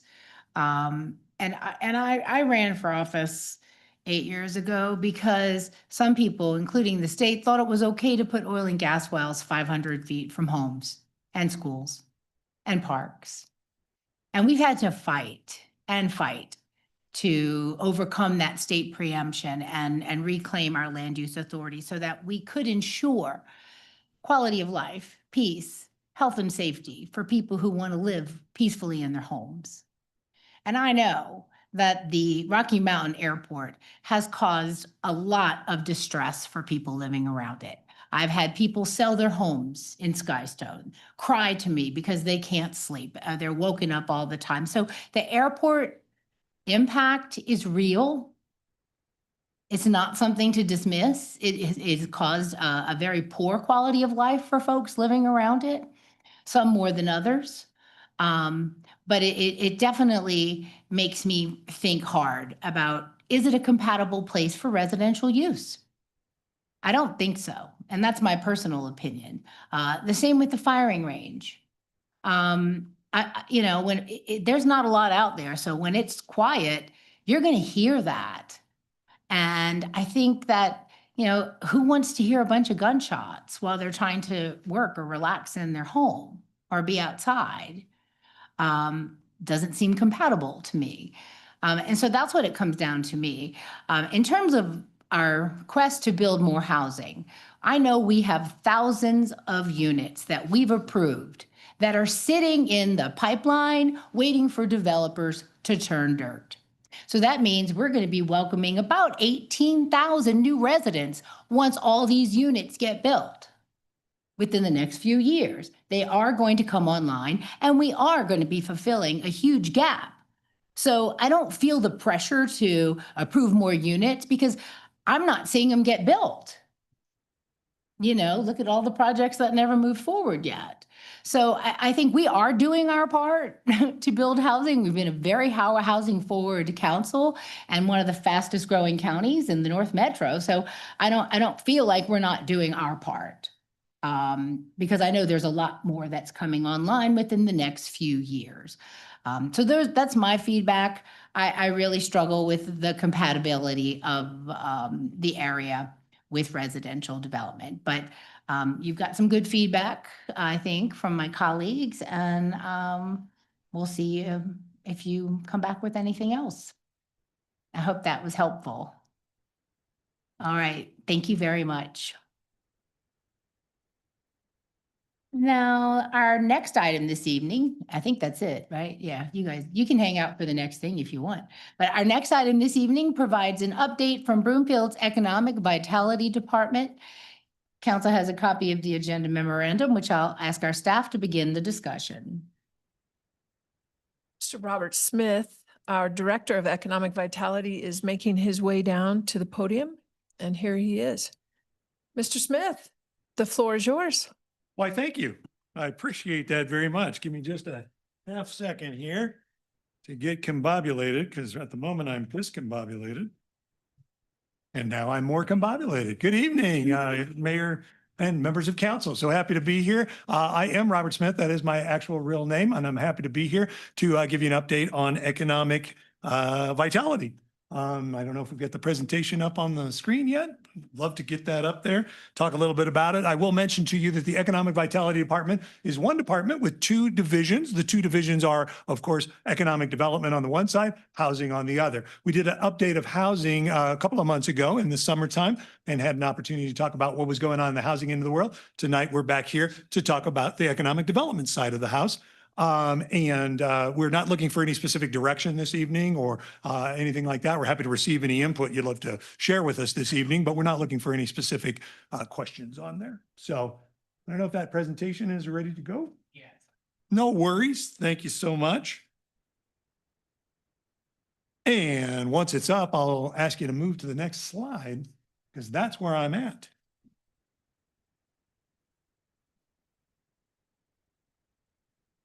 I'm very excited to be here, by the way. I would love to keep chatting with you. I don't want to fill too much time because You did great. Oh, thank you so much. Next slide, please.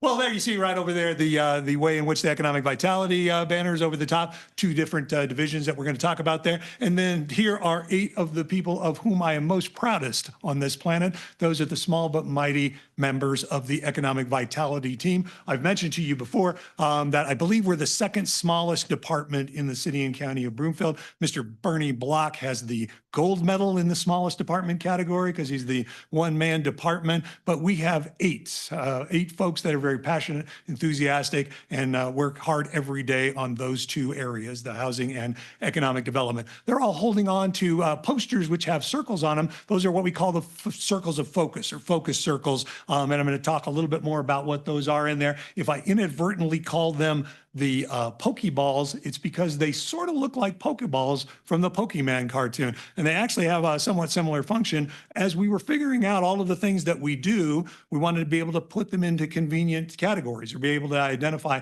which things that we were working, the strategies, the tactics, those sorts of things. Wanted to be able to put them into specific areas. And so we came up with this circles of focus concept. You see them on there. We'll talk a little bit more about that. How did we come up with these circles of focus? It's basically the aspirations of the community were honed into the goals of the council. So the council goals are there. We took those goals and we looked at it from the organizational standpoint, and we said, how can we organize those into categories, and which categories would they go into? We came up with 8, and those are the circles of focus that you see right there. And thank you for changing that slide. We're going to talk about this. When you arrange those circles onto what is ostensibly an analog clock face, you also get an internal circle of the colors that go around there. So kind of a little graphic thing that we worked on for a while there. For the younger viewers who might be watching this on video, an analog clock is an old-fashioned timekeeping device. And it's one of those things where the numbers don't necessarily change. They stay on different parts of the clock face, and the hands or sticks kind of move around to each of those. So I'll refer to those as we go along. At the 1 o'clock level, you see a circle of focus that's part green. Lime green parfait is that actual color there. It starts with business attraction. And the basic portion of that is to attract businesses that are not here in Broomfield to Broomfield. And so they get set up their operations in here. An example of that might be the Cherry Cricket opening up there. And many of us enjoyed that opening over there and have enjoyed that restaurant for a long time. I always love talking about restaurants because restaurants have a very specific and significant place in people's hearts. They have an emotional content to them that folks like to go, I went to the XYZ restaurant, and you know what? We celebrated Uncle Leo's birthday there, and that's why I love that place. Or, oh my gosh, the food there is amazing and terrific and all of that kind of stuff. So probably the number one question we get from constituents is, hey, can we open up more new restaurants? And I always think, yes, because we love that emotional content and we work on that on a daily basis. But have you tried every restaurant that we have in the city and county of Broomfield? Have you been to most of them along the way? And they usually say, oh, yes, I've been to all of them, and we're tired of the same old things. I'd like to point out to you a little fun fact. We have on our website the local local restaurant guide on our website. There are 80 restaurants that are on there. And those aren't the nationals, because those aren't allowed onto that part of our website. These are the mom and pop restaurants. So there's 80 in there. If you visited 2 of those a week, you basically have a whole year covered. That's 40 weeks of 2 a week going through and checking it out. So there's a lot of new to you sorts of experiences on there. I'll give you one more fun fact. If you go to allmenus.com, that has restaurants that are listed there. And of course, some of those are the nationals, and some of them are coffee shops and that sort of thing. 238 restaurants in the city and county of Broomfield. So if you went to one each day without trying to repeat yourself, and you started on the 1st of January, 2026, you would get all the way to August 27th, almost 9 months into the year, without repeating yourself if you went to all of those. So I'm going to assume that some of those are new to you experiences. In fact, I think what I'd like to do is invite you, challenge yourself to see how many you can get to along the way. There's something going on this Saturday. It was Small Business Saturday. That's right. You proclaimed that a couple of weeks ago. Small Business Saturday. If you're out shopping and do what and that sort of thing, go to our restaurant guide, find one of those 80 restaurants and go to a new to you experience and enjoy that there. And if you want to, go ahead and list, I don't know, all 80 of them on a list on your refrigerator and try to get around to all of them. And as you go to the 10th or the 12th or the 15th new to you experience along the way, take a moment to say, can I talk to the manager? Can I talk to the business owner? And be curious, ask them questions. How's business? Well, who's coming in here? Is it neighborhood folks that are over here? Hey, do you have all the employees that you want? Because you know the city and county of Broomfield has a workforce development center. Maybe we can help you get all the employees you need that you want to. And hey, when you start thinking about how am I going to leverage my business or take it up to the next level of that, have you ever talked to our folks at the Small Business Development Center, or better yet, the Economic Vitality folks? I can get you a number. We'll connect you in, and they'll do everything they can to make you and help you be successful in this community. And so I just wanted to point all that out under that business attraction circle of focus, because those are some of the things that we work on. And you are going to be in for a treat tonight, because Mr. Jeff Schreier is going to be coming up in just a minute, talk to you about a lot of the other things that are going on in the business attraction end of the world. At the 2 o'clock number is income aligned housing, kind of that peachy color and half white Pokeball that's right there. Income aligned housing. Folks say, hey, is that affordable housing? Yeah, partly, but it's also income aligned. So it goes all the way from 30% AMI all the way up to 120% AMI. And it's always interesting when people talk about 120% AMI, they always mention firefighters and teachers. Those are the ones they come up with right off the bat. But I will let you know that those are the managers that you just talked to in the 80 restaurants that you went around there as well. Income aligned housing is getting housing that's affordable or manageable or attainable for what income you're at anywhere on that spectrum. Sitting there at the 4 o'clock spot is business retention and expansion. That's working with our existing businesses. And of course, we try to use a +1 mentality for a lot of that that we do there. So it's one more job, one more square foot occupied, one more sale, one more campaign, one more good thing happening with our existing businesses. We're going to do anything and everything that we can reasonably do to help our businesses get that +1 incremental sort of thing. About 2,400 businesses listed. Now, many of those are home-based businesses and that sort of thing. But if you think about that, and each one of them just added one more job, that would be more than we would be able to attract in a couple of years from just a project in there. Programs and projects, that's for creating some accessibility for existing residents. This is how we get folks with roofs over their heads. How do we get programs in there? So down payment assistance, there's actually 9 programs that are in that circle of focus. The one sitting at about 7 o'clock, workforce development and entrepreneurialism. Great news is, as being a county, we also have a workforce development center and a small business development center. So we work hand in hand with them to try to get folks prepared for the jobs of the future, our residents prepared for the jobs of the future, and also to help them be entrepreneurial and start their own businesses and move their own businesses along. The next one, that is, we're moving around that clock, resource development and deployment. We want to make sure we deploy our outside resources. So these are resources that we seek out and get grants from the feds or the state and deploy those along the way. CDBG is an example of that, or the Community Development Block Grants. We use those for housing programs and for some business programs as well. Marketing and communications, we want to get the message out into the world that Broomfield is a great place to do business, great place for housing as well. But for tonight's presentation, we're talking about great place to do business, which is a different message than it's a great place to live, or it's a great place to recreate, or great place to play. That's what we're working on there. And then the last circle that's sitting up at around 11 o'clock is the preservation and rehabilitation. That's helping our existing homes get rehabilitated or stay up to code and stay up there so that folks can stay in those homes longer, and we don't wind up with that equity kind of shifting around based on the market, so that we're able to preserve those housing opportunities, particularly for our seniors in the area. So if you wouldn't mind flipping that slide one more time. There you go, the 2 circles that are around there. Those 2 circles affect both housing and economic development. The other 6 circles, 3 of them are for housing and 3 of them are for economic development. We'll talk a little bit more about that. If you would be so kind as to flip the slide one more time.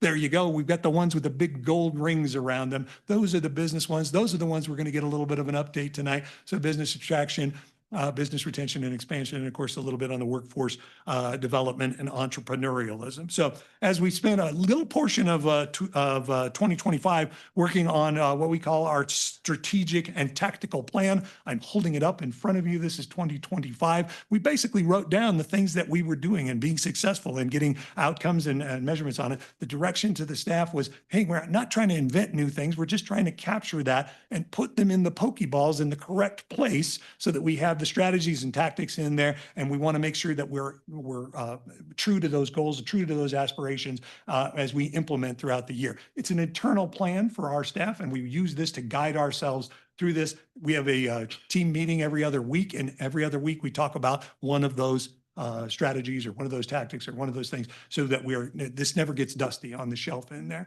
But you might say to yourself, well, wait a second, is that just the 8 folks that are on the team coming up with this plan? Seems like we want a little bit more input than that. And I'm so glad you asked. If you'd flip the slide one more time.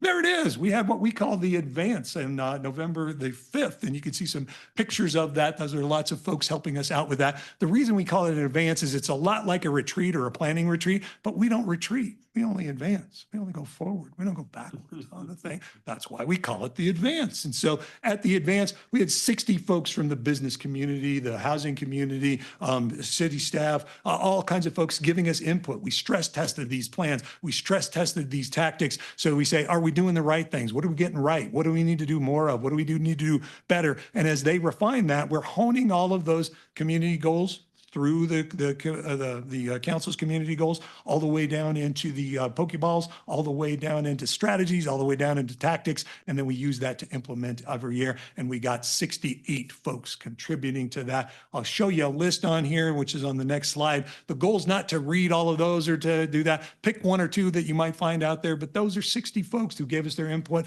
We're going to refine those and turn those into the 2026 plan, and very excited about that. And with that, I'm going to bring up to the podium, yeah, like I said, you're in for a treat right here. We stole her from the city of Centennial. She was out there doing economic development for those fine folks for the last couple of years. They didn't even know what hit them, and we took them out, and now they're singing the blues because she's up here in Broomfield doing a great job. The ever assiduous Miss Victoria Tran. If you come up to the podium and take on the next couple of slides.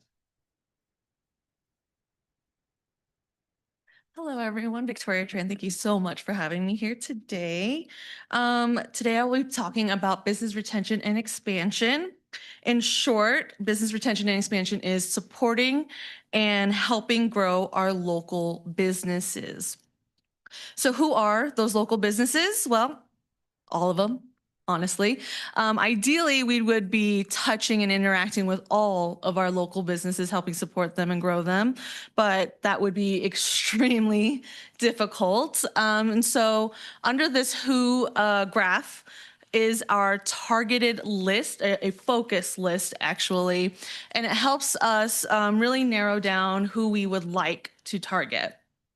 So these are targeted industries, top employers, are growing and expanding businesses, small businesses, nonprofits, and partner organizations. This could include aerospace, IT, advanced manufacturing, our retail, food, entertainment, clean energy, just to name a few. And how we do that is through our incentives, local and state incentives, alternate funding opportunities. We offer site searches for anyone who's looking for a new spot or looking to grow, workforce training, of course, networking, and we do act as a liaison between, our different departments through with the state and, through our partners as well. And so why do we want to maintain our existing businesses here within Broomfield? So 80% of our existing businesses account for the new jobs and the capital investments that come from those existing businesses. They preserve and increase our local tax revenues to maintain and diversify the local economy and our local goods and services, all to encompass that plus one mentality that Robert mentioned. Next slide, please. So the ways that we do this, and going back to that how graph that we had, is through what I have listed here. The Mayor's Business Forum was really a great way for our businesses to have a very focused conversation with the mayor to talk about, the mayor and staff actually, to talk about what is really truly affecting them and their concerns and what's going great, honestly, as well. The state of the city and county, the US 36 Corridor Stakeholder Collaborative Meeting was a great way to address the Interlochen, Arista, and Flatirons area. That was the first one we had in October. We hope it's a good introduction to have moving forward to bring that area back to life. Broomfield Business Week was a really great opportunity to have workshops for our growing businesses as well. The Workforce Center is always a great opportunity to visit with our businesses that are having job openings, as well as to meet these job seekers and see what skills are out there and how we can help navigate those transitional workforce. We have quite a few business visits. That's kind of the core and the traditional outlook of business retention and expansion. We've met with the airport, Viga, Weens, Macerich, McWhinney, MMA Space, Vail, to name a few. And we have partner engagements, of course. It's extremely important to maintain our relationship with our partners. Metro Denver EDC, OEdit, EDCC, which is the Economic Development Council of Colorado, the North Metro Denver Small Business Development Center, and of course the Chamber. Next, please. And continuing with the chamber, of course, the Vitality Group is also on the board of directors. You'll see us, and I've seen you guys at all of the ribbon cuttings and the grand openings and the business after hours, Cherry Cricket, to name a few, and the Blue Oak Family Chiropractic, the Broomfield Palisade Kinder Care. And then we have the funding opportunities, which I will expand on in the next slide. But in addition to those, we have, incentives for expansion, CHIP zones, and enterprise zones as well. And then finally, we also have our newsletter. So our monthly newsletter goes to over 2,300 recipients. This provides an update to the business environment, developmental projects, as well as workforce events and housing initiatives. Next slide. And so with our financial programs, these are geared towards our small businesses specifically. The Enhanced Broomfield program is for businesses that have up to 50 employees that can provide up to $25,000 in grant funding. This has provided thus far over $700,000 in awards, helping just about over 40 local businesses. A notable one I will mention is YouLove. They were provided $17,000 in funds for operating capital.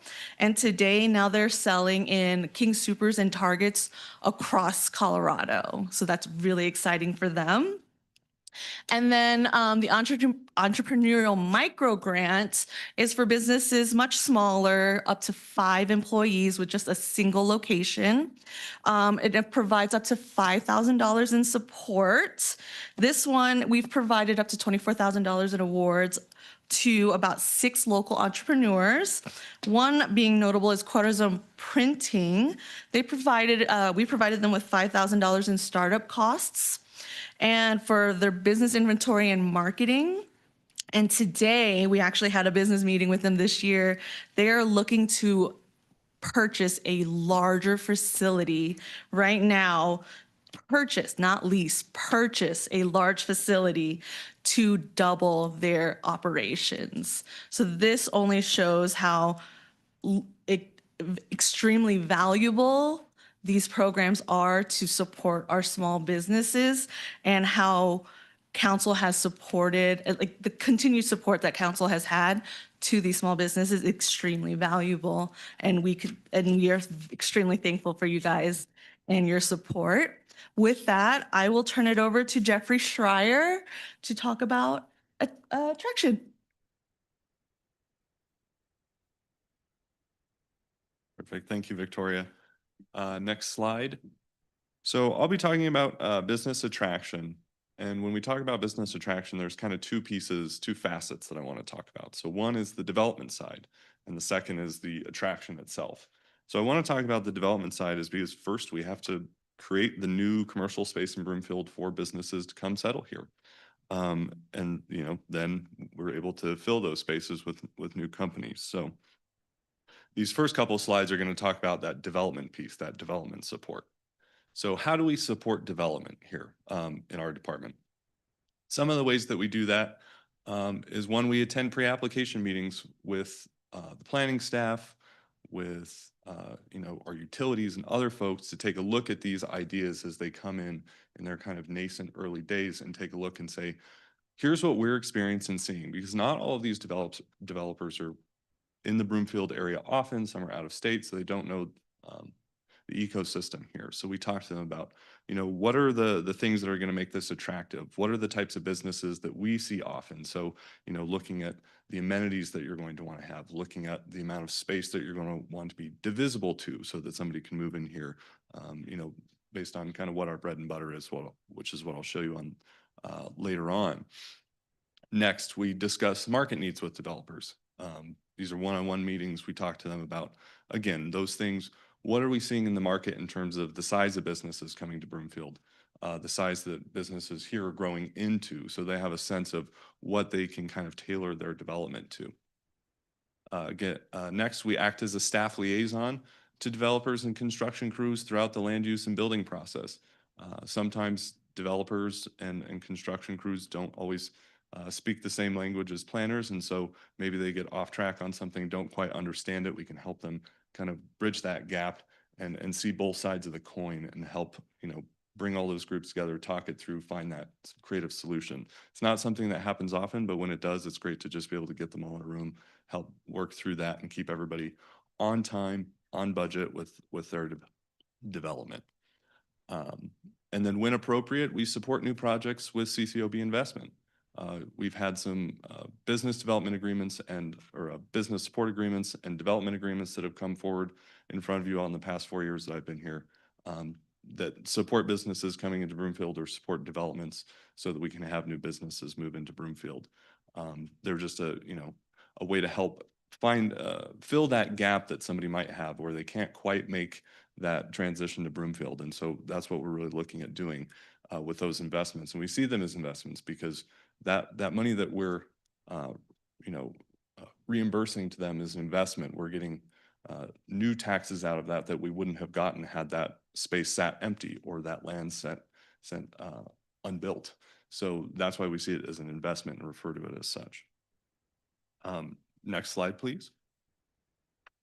So this is just kind of a general overview of the types of developments that we've seen over the past few years. Some of them are in development or completed or have been approved, but it just gives you a sense of what the ecosystem looks like in terms of space. So with life science and innovation and flex, you see places like Sims Tech Park, you see Connect 25 up on the north side of town, Park 36, Arista 36, which just opened up. These add more than 1.5 million square feet of high quality flex commercial industrial spaces to Broomfield, which allows us to compete for some of the best companies that are looking to come to Broomfield. And we'll touch on some of those in a little bit. And then there are spaces for smaller companies. A lot of those up top are for larger companies. So then we need to again, nurture those smaller companies, those startups, those, mom and pop shops. So there are places like Dry Creek Business Park, which they have 5 of 9 buildings complete so far, and they can be divisible to smaller spaces. Same with My Flex Space at Depot Hill. They have really tiny units up to 900 square feet that are really perfect for that, home renovator, that plumber, the dog wash place, those sorts of folks that can't find, good startup spaces that are the right space, the right cost. And so it opens up possibilities for folks to live and own businesses here in Broomfield. Next, we have things like mixed use and retail developments like the Village at Westview and Arista, which continue, one is a new development, the other one is a continued development that offer, office and flex and retail and hospitality opportunities for new businesses to come in and be spread around the community. Lastly, we have our catalytic projects like Center Street at Baseline, Broomfield at Town Square and Hi-Fi, and our team, Jeff Romine, everyone continues to work with them on creating those new spaces because they create hundreds of thousands of square feet of retail and office and industrial space that can help house these new businesses that we'd like to bring into Broomfield. And on those last ones and some of the others, we always like to bring in the developers to talk about their timelines so that we have an understanding of how they're driving their timeline and what that looks like on delivering these projects. Next slide, please.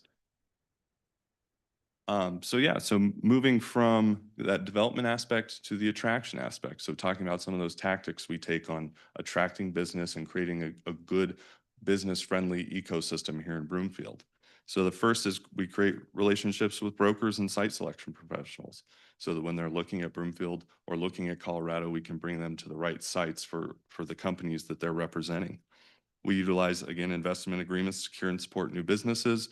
We look at things like Restaurant Depot, LaBelle Bakery, that we were able to help secure their spots here and support them when they came to Broomfield. We respond to requests for information from our partners at OEDIT and Metro Denver Economic Development Corporation, who send out these RFIs, and we respond with sites for the companies that are looking. And that's how we got companies like Peak Energy and Raven Space Systems, was through those RFI processes. We attend conferences, conventions, and deal-making events to engage companies and site selectors. We present the Broomfield catalytic projects and other developments to real estate brokers, developers, and site selectors. I've been to up to WK Real Estate to present before. Just last week, I went to the Boulder Valley Real Estate Conference where there were some 200 to 300 brokers, bankers, developers, real estate agents in the audience, and they got to just drink in all the wonderful things that we're doing here in Broomfield.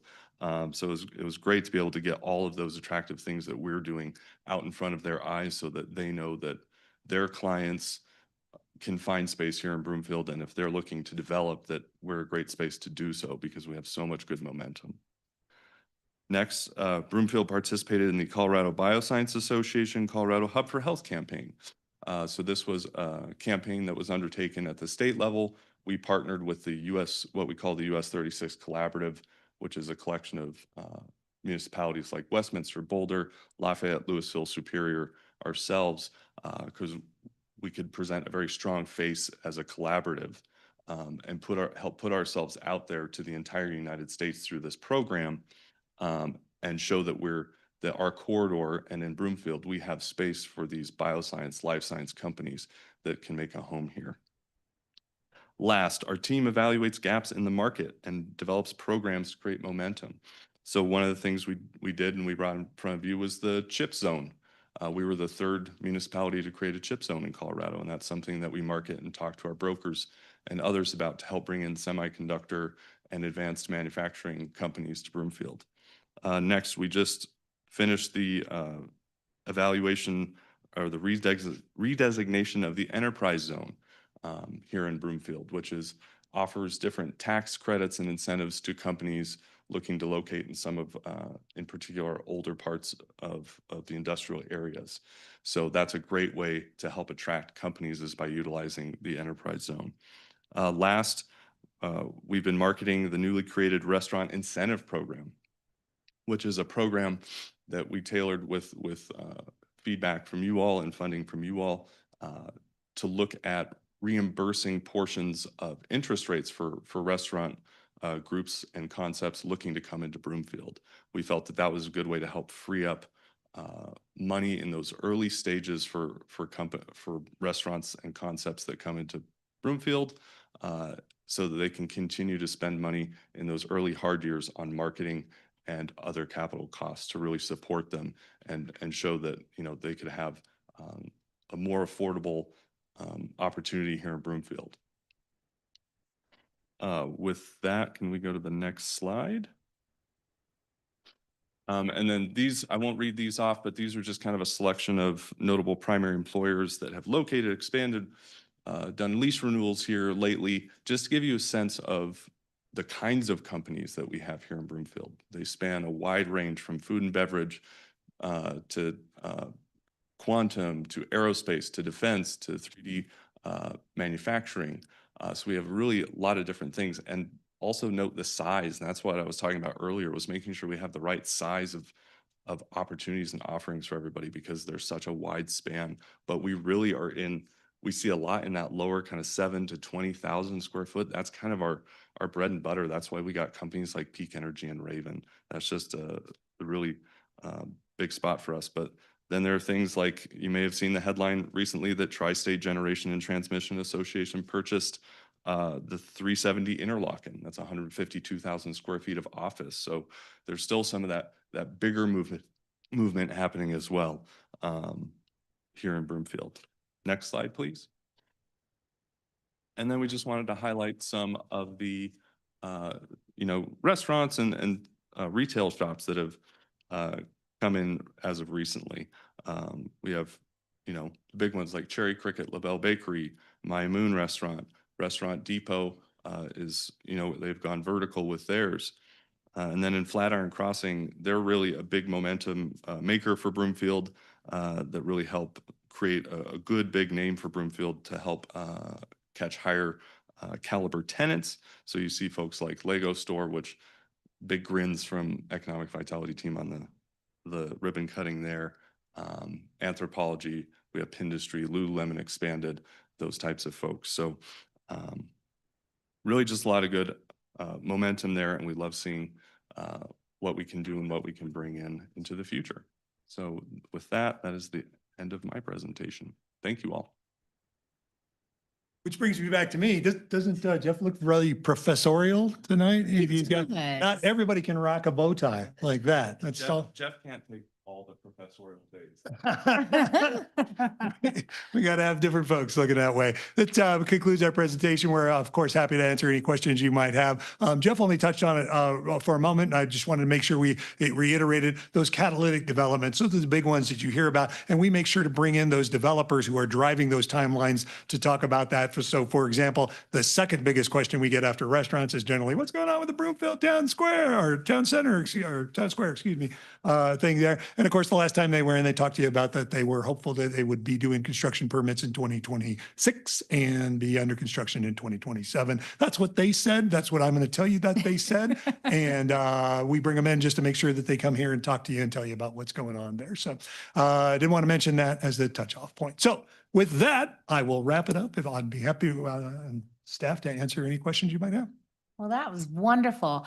Before we go to questions, are there a lot of questions? Because if not, if there are, we're going to go ahead and take our 10-minute recess. If who wants to ask questions or make comments, press your button, and that'll determine whether I can wait. Okay, I think we need to take our 10, if you guys don't mind. Absolutely happy to This is do all exciting, and I have questions too. So we'll go ahead and take our 10-minute recess. It's 8:08. We'll be back at 8:18. Thank you. Thank you.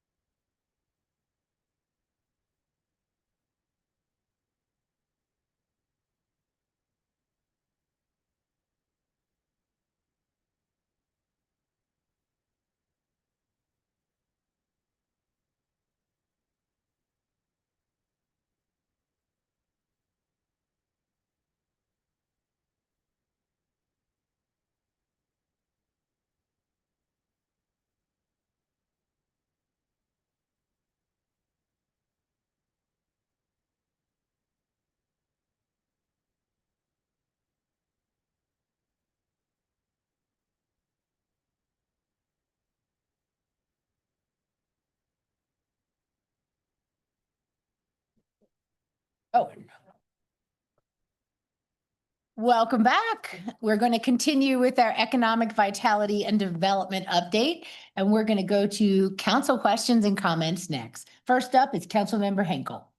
Thank you, Mayor. Thank you all for doing your presentations. I just love hearing about our business development, and I love it that we're tying it into housing initiatives. And I know that wasn't necessarily the focus tonight, but I do think that there is a lot of value, for instance, in our redevelopment of the mall area and including more housing, because if you don't have the housing, then you don't have the people to come there and buy things. So, you know, I'm a big proponent of kind of even changing our math around that, and what that looks like for our economic development. So I have two questions, and then I will follow up on, I sent an email a while back about a business resilience dashboard, which I'll talk about here in a second, but I wanted to just understand and explain how the RFI process goes, and if you guys could elaborate just a little bit more about that.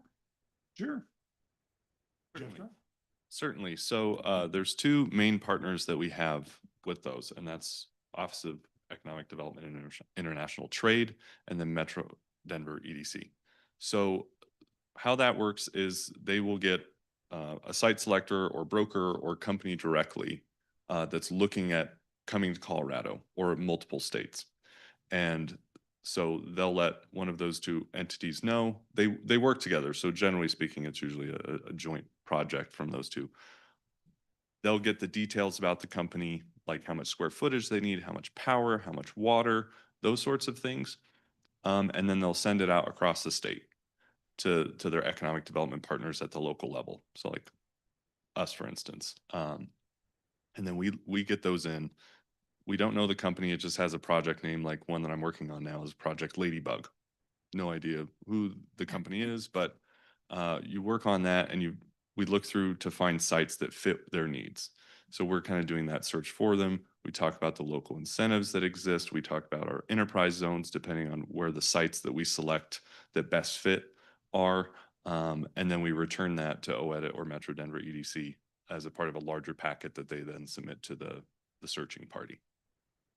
Wonderful. I love hearing about that. Yeah. How long has that been in place and how long have we been doing it? Or are they only concentrating certain industries in Broomfield, like maybe because of the CHIPS program too, or? No, so those, unless the site selector says that there's a certain geographical area that they're looking at, sometimes it'll say, you know, these 6 counties or something like that. Otherwise, it's statewide, so everybody can submit to those. And again, it may be multiple states submitting and buying for that. So. And a follow-up to that, then why Colorado? Why are they coming to Colorado as a state then, or do we know?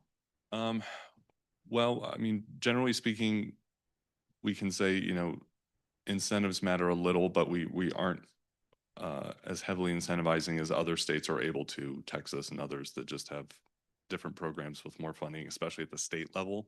That's really where a lot of it comes from. So really when they're looking at Broomfield or Colorado as a whole, it's the workforce, it's the quality of life, it's the cost of living comparative to they tend to come from, you know, the coasts. So even though we have a high cost of living, it's less than on the coast. So those are usually the big ones that we hear about the most in terms of the draw here, but really the people are probably the critical piece, and then availability of good real estate, you know, that those prime kind of buildings that we went over in the presentation. Thank you. Thank you for telling me about that process. My second question is how are you evaluating the gaps in the market, like the CHIPS zone development and the restaurant incentive program? How are we identifying those gaps and what are we measuring usually? So for like the, you know, restaurant incentive program, we were looking at the survey that the city sends out every 2 years, and we look at the responses that the city was getting on diversity of dining and retail, and just the availability and other pieces like that. And we saw how those scores were trending, and we said, okay, what can we do to target that industry to help bring in some new kind of exciting, unique first in market opportunities to Broomfield to really diversify what our dining looks like. And then with Chip Zone, you know, we have a lot of folks like Quantinuum who's doing quantum. They are producing a chip of sorts. And we have a lot of other advanced manufacturers that are within Broomfield in other various industries. So it made sense that with that being a cluster of what we see in expanding and bringing that here, there's no downside to something like a chip zone. It's not exclusionary in any way of anyone else. It's just kind of an added bonus outside of those enterprise zones of opening up some money for possible tenants. So, we evaluate things like that and say, there's no real downside. There's no downside, only upside. It just takes staff time and it opens up possibilities of who we can help attract. Especially at this moment, there's only 4 cities in Colorado that have one. So it really just kind of puts us hopefully at the top when people are in those industries and evaluating Colorado to say, oh, it's Fort Collins, Longmont, and Broomfield are places we need to look a little closer at and dive deeper into. Yeah, definitely. And I'm wondering in the future, it's going to be kind of a hot topic as far as data centers go in the future. Has there been any talk on staff about data centers? There's probably going to be some movement at the state level and how we're regulating them, but how are we regulating them locally? And are we attracting data centers, or is there any talk about that? We're not proactively attracting data centers. We're working with them as they come in as a reactive sort of a thing. The general sense is that the project has to make sense for the project has to make sense. So from a regulation standpoint, obviously the state's a little more involved with those kinds of things. But at this juncture, just there hasn't been enough traffic to really warrant us spending a lot of time and energy on that. Okay. Yeah. I'm sorry, I did want to make a comment on your first question on the RFI process. Jeff failed to mention that there was only one community in the state of Colorado that closed on 2 of those deals, and that was Broomfield, Colorado. So, We're going to make Mr. Schreier brag a little bit. yes, That's good. Councilmember Hinkle, I just wanted to add one word on the data center. And if Director Rutt was here, he would also add that one word, which is water. Yes. The amount of water that is required is astronomical. So that is the 2 calls that I can, Victoria is shaking her head affirmatively. Not that would preclude it, but it would come really close to precluding it given the 34 square miles and given where we are built out from an access perspective. So it would,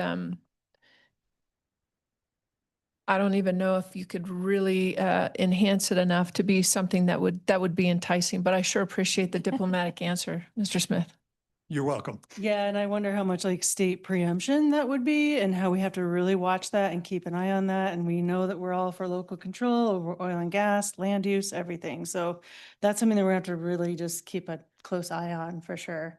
And then my last question just goes, it's a follow-up just on any thoughts on the email, and I can share the email to council because I only shared it, I think, with the mayor and Councilmember Cohen and then your group, just talking about a business resilience dashboard, because there's always talk about, hey, Bad Daddy's closed and it's all council's fault because Bad Daddy's closed. And, come to find out, it was just that I heard that the place at the mall, just didn't renew their lease in that location. It wasn't that the entire Bad Daddy's across the US like shut down.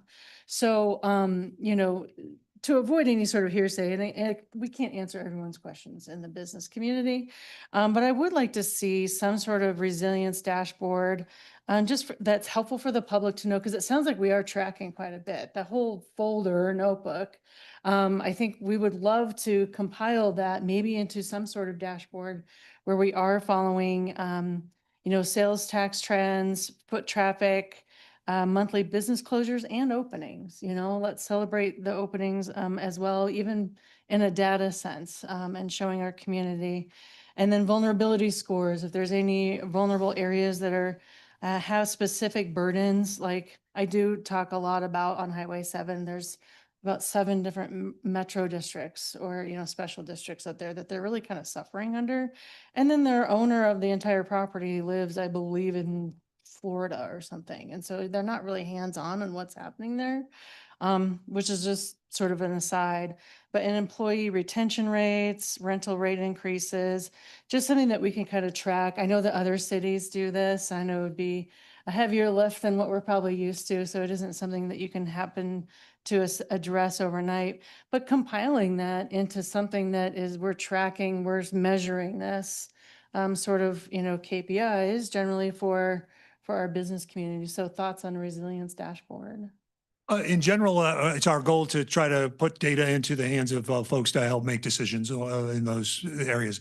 You mentioned there's a lot to unpack in all of the things that you just talked about in there. Some of those things are easier to track than others. A lot of survey data is somewhat difficult because if you just go out and ask people, how's business, they generally don't want to tell you the hard parts of it. They do always say, oh, it's really great, it's really great. And then suddenly they're not there. For folks that like a closer in the business, you mentioned Bad Daddy's. A lot of that has to do with what's going on in that particular area.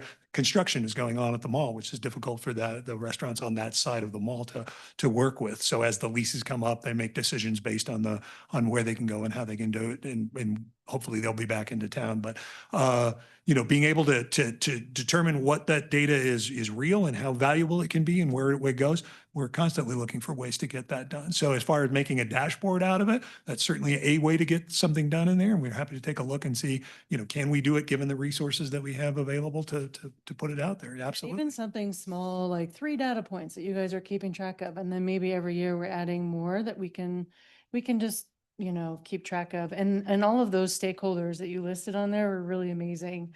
I love it that you guys are including like a lot of the nonprofit arena, a lot of business owners I see, and I know I see you guys at all the chamber events. I'm at almost all of them.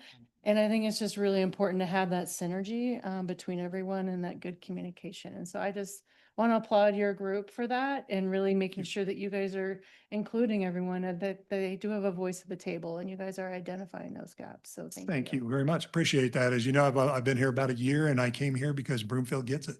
It's a whole ecosystem of economics. So housing is part of that, and economic development is part of that, traditional economic development, but then all of the comprehensive things you just mentioned. So I love working here. Thank Thanks. you. Thank you all.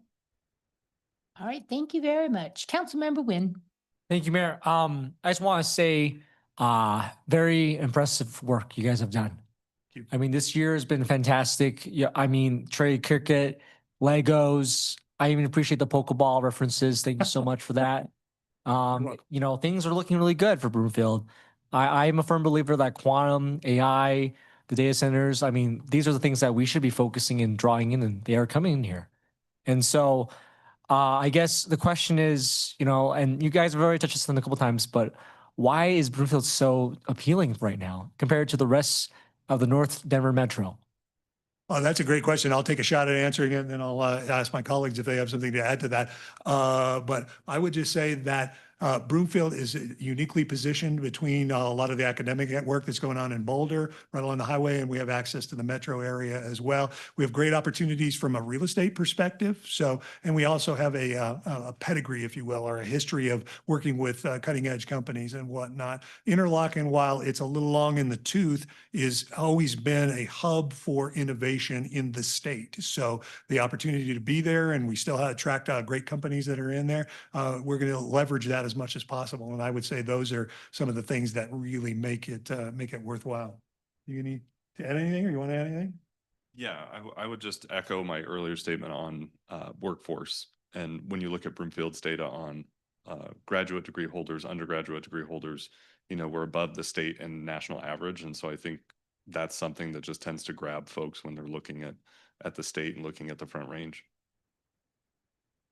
Thank you so much. And, I guess not to be a Debbie Downer, we all know that there's some potential economic downwinds in 2026. The state itself, I mean, they had to cut $1 billion this year. They're looking at cutting $850 million next year, and again $1 billion in 2027 probably. And I know for a fact that there is uncertainty, economic uncertainty. The jobs report has not been existent. We don't know what jobs are coming in because of the government shutdown. How can we maintain this momentum? Obviously, this year was fantastic, and I want 2026 to be fantastic as well. What can we do, and how can economic vitality be part of this conversation of maintaining this success? Appreciate that question. The The reality is that we're going to keep doing what we do best and do well. And it's always been a situation where the macroeconomic environment, we only have so much control over and with, and the things we can't control, we're not going to focus on those. We're going to focus on the things that we can control. And we're going to go out there and play our A game every day. And hopefully good things stem from that. You're right that there's a lot of uncertainty out there. And of course, we talk with a number of folks that say, well, I don't know if we want to invest right now. I don't know why. And part of our job is to say, hey, there's an upside to this, and let us explain what the upside is to that. One of our secret weapons is having an economist on staff that can help really dial down into those numbers and show folks how the investing in Broomfield is a great investment. And we keep sending that message, and we're just going to keep on doing that. And hopefully the headwinds become tailwinds, and we'll be successful as we go along. Yeah, and I want to emphasize that it feels like we are in a bubble, like the fact that there's so much positivity and economic mobility here in Broomfield. And from my experience with being on the Broomfield Chamber of Commerce with y'all, I can tell that the Chamber of Commerce members really do appreciate the staff direction, the staff assistance for all their questions they have. So thank you so much for your work. Really appreciate a great year of economic vitality. And that's it. All my questions, Mayor. So thank you. Thank you. Mayor, if I may really, Sure. I'm Manager Hoffman. going to burst the bubble, Councilmember Nguyen. And those headwinds aren't just headwinds. They are wins, and we are in the middle of it. While we solved for 2026, 2027 will be extraordinarily difficult. 27 and 28 will be two of the most challenging years that Broomfield will foresee. So based on the base budget that we have right now, sales tax is flat.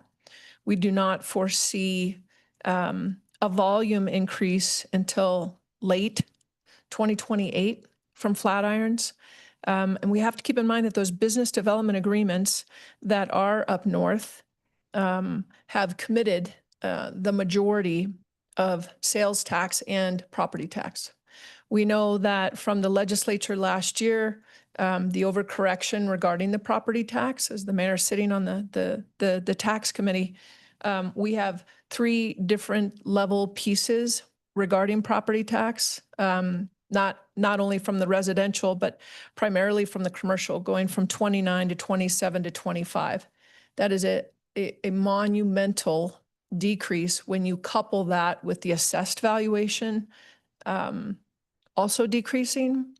If you all, just to give you a point of reference, when you're on 120th, the big, on the right-hand side, the big solar building, Councilmember Delgadillo, help me out. It used to be The Maxar building? yes, The Maxar, yeah. which sold in 2022 for 33 million, and it just sold for 12 million. Yeah. Yeah. So we are seeing that across the board in Broomfield and everywhere, but particularly from the Lumen campus. So we had to solve for $8 million for 2026. 2027 will be a greater decrease, and it's not a bridge. It's moving forward.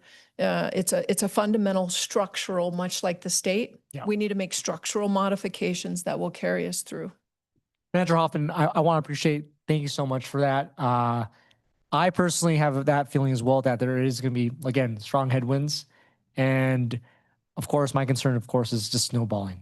So instead of a avalanche, we're seeing the whole mountain collapse. So I appreciate the being real. Thank you. Mayor Pro Tem Schaaf.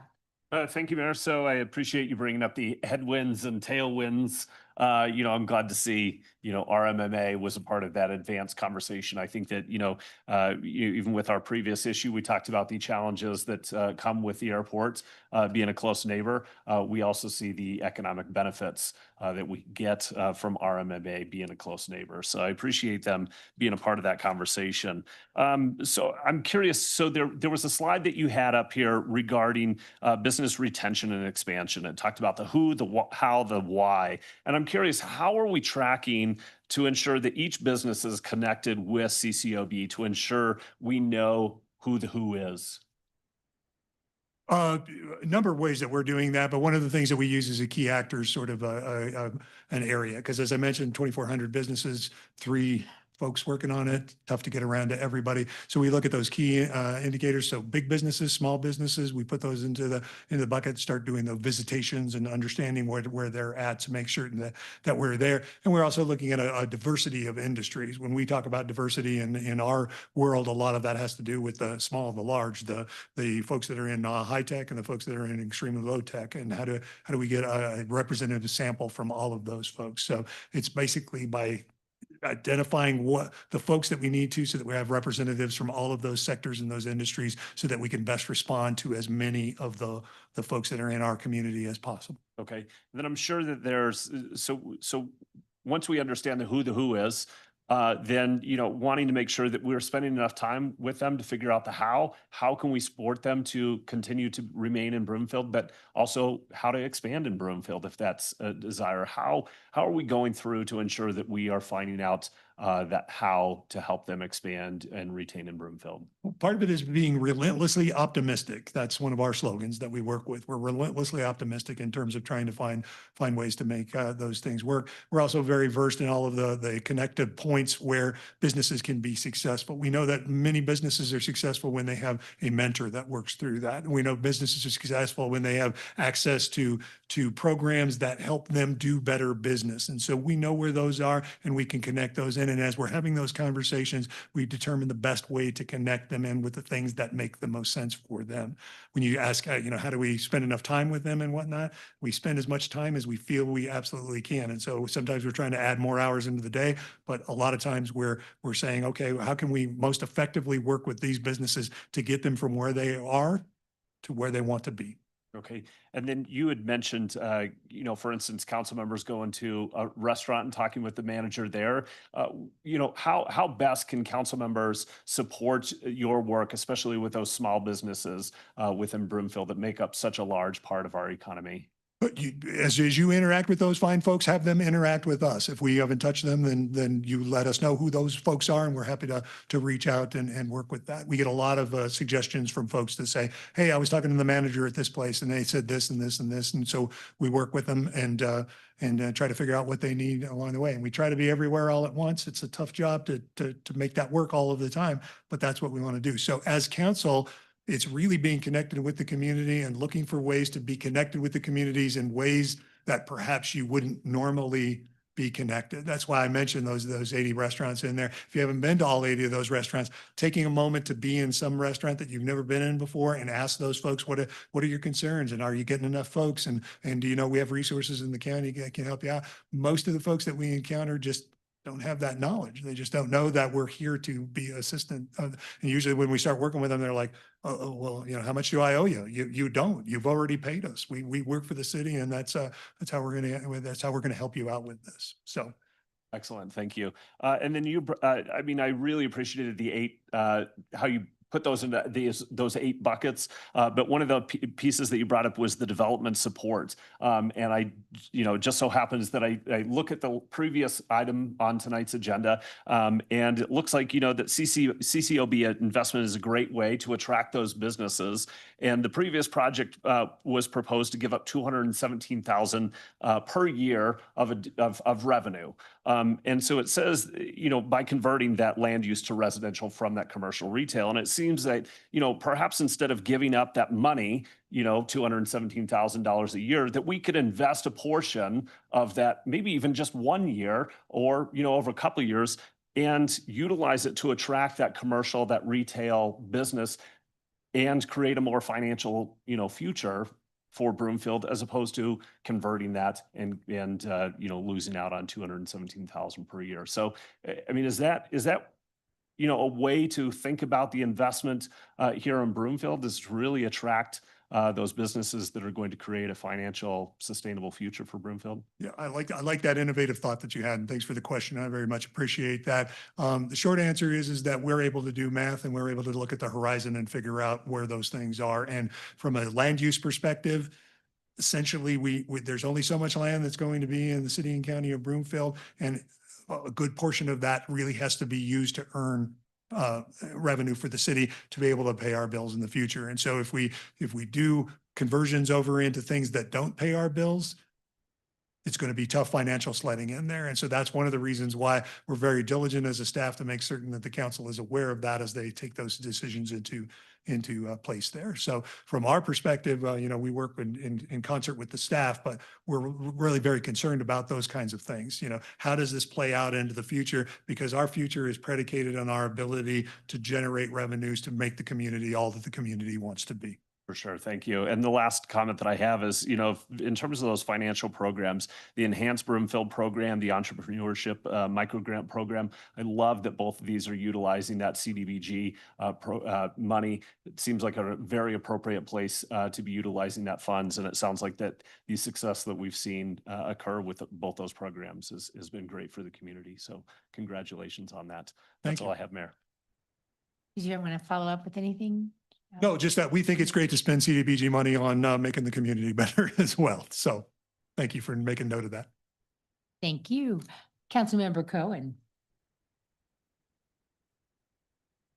Sorry, I thought Councilmember Lim was next.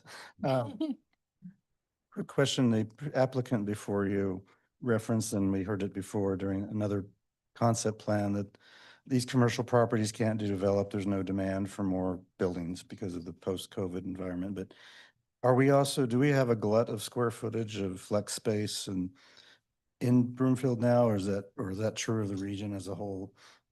I think we're in a new era post-COVID in terms of how those spaces get utilized and what we do with them. The reality is that if we don't have product, we don't have things to sell. We're selling a promise for the future in there. And so as we have invested in those projects, as the private sector has invested in those kinds of projects, it gives us a product to use. And I would not characterize it as a dearth of folks that are interested in that, but they still have to make the economics of it work in one way or the other. Do we have a glut of flex space now? I mean, if you look at along I-25, we have that string of flex spaces that were built several years ago that seem to have one or two occupants. And there's new ones along Wadsworth that aren't yet full. I don't know if we would call it a glut, but we do have quite a bit of opportunity. Let's put it that way. So we're going to continue to work with those opportunities. If you want me to characterize it as we have too much and we need to slow down or that sort of thing, that's not how I would characterize it. Okay. Councilmember Cohen, Mr. Romine, anything to add as we have been moving through that? Thank you.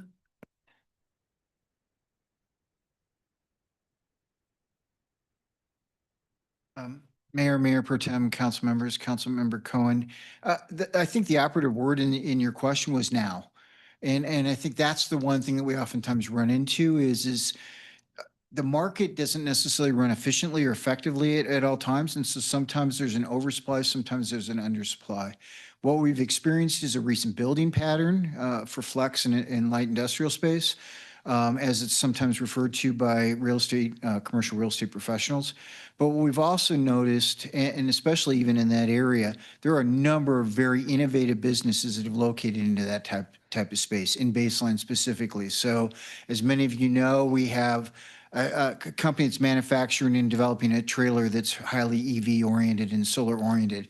And so Crocs is an example when they first came to Broomfield, located in that type of space. So what we really see is at any given time, I hate to be an economist in some of the language I do, but the markets don't always clear perfectly, which means that there may be an oversupply right now, but we are seeing in a number of cases that both Mr. Schreier and Mr. Smith pointed out, businesses going into those spaces. You may not have heard about that yet, but we are hearing that either they're in lease negotiation or actually have signed leases. And some of those are companies that are on a retention level or detraction level. So I think that's the best way to answer it is unfortunately, when you look at 1 year, maybe.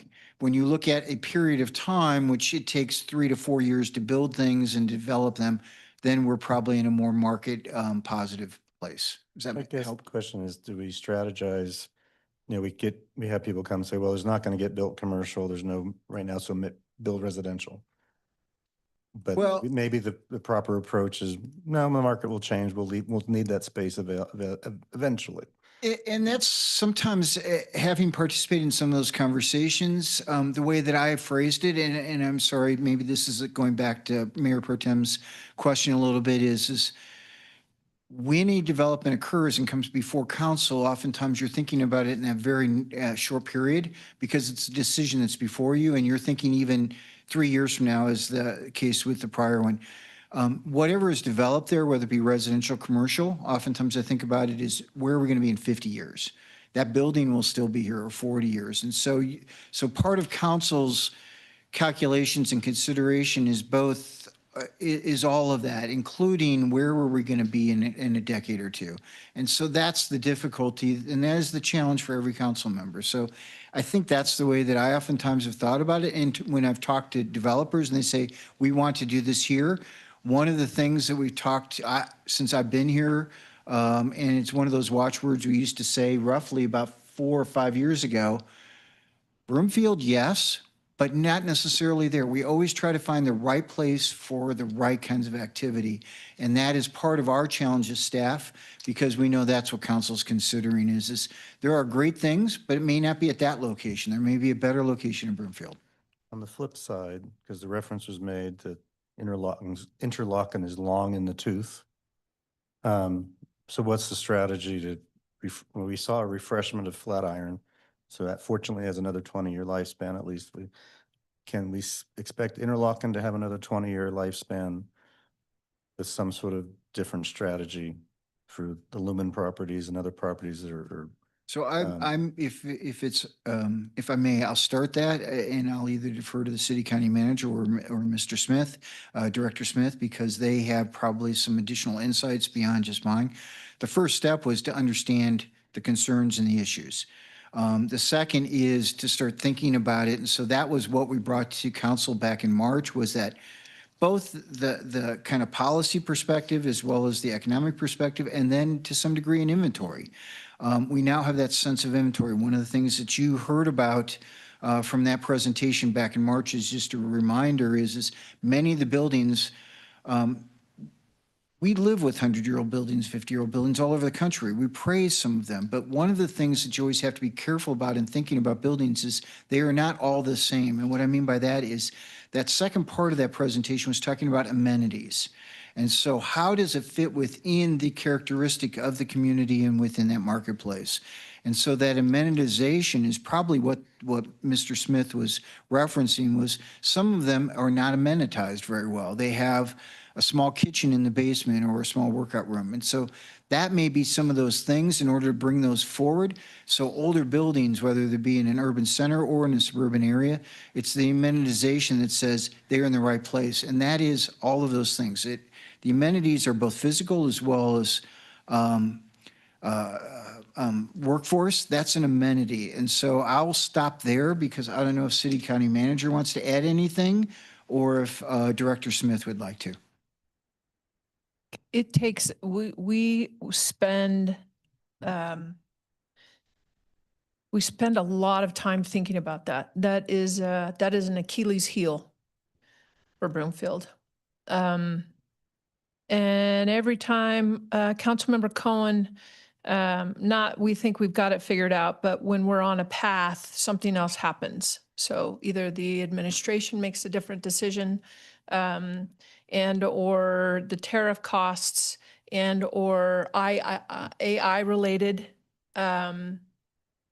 changes happen. It's just constant. It is so fluid. And the difficulty is when you have infrastructure, which is brick and mortar, it doesn't allow for that freedom and flexibility to modify and or to adjust, even to residential. So it's really trying to focus on Flatirons, Interlochen, Arista, and the connectivity of what that corridor can bring, and not looking at it as an isolated isolated parcel, if you will, for lack of a better term, but really how do we activate that corridor?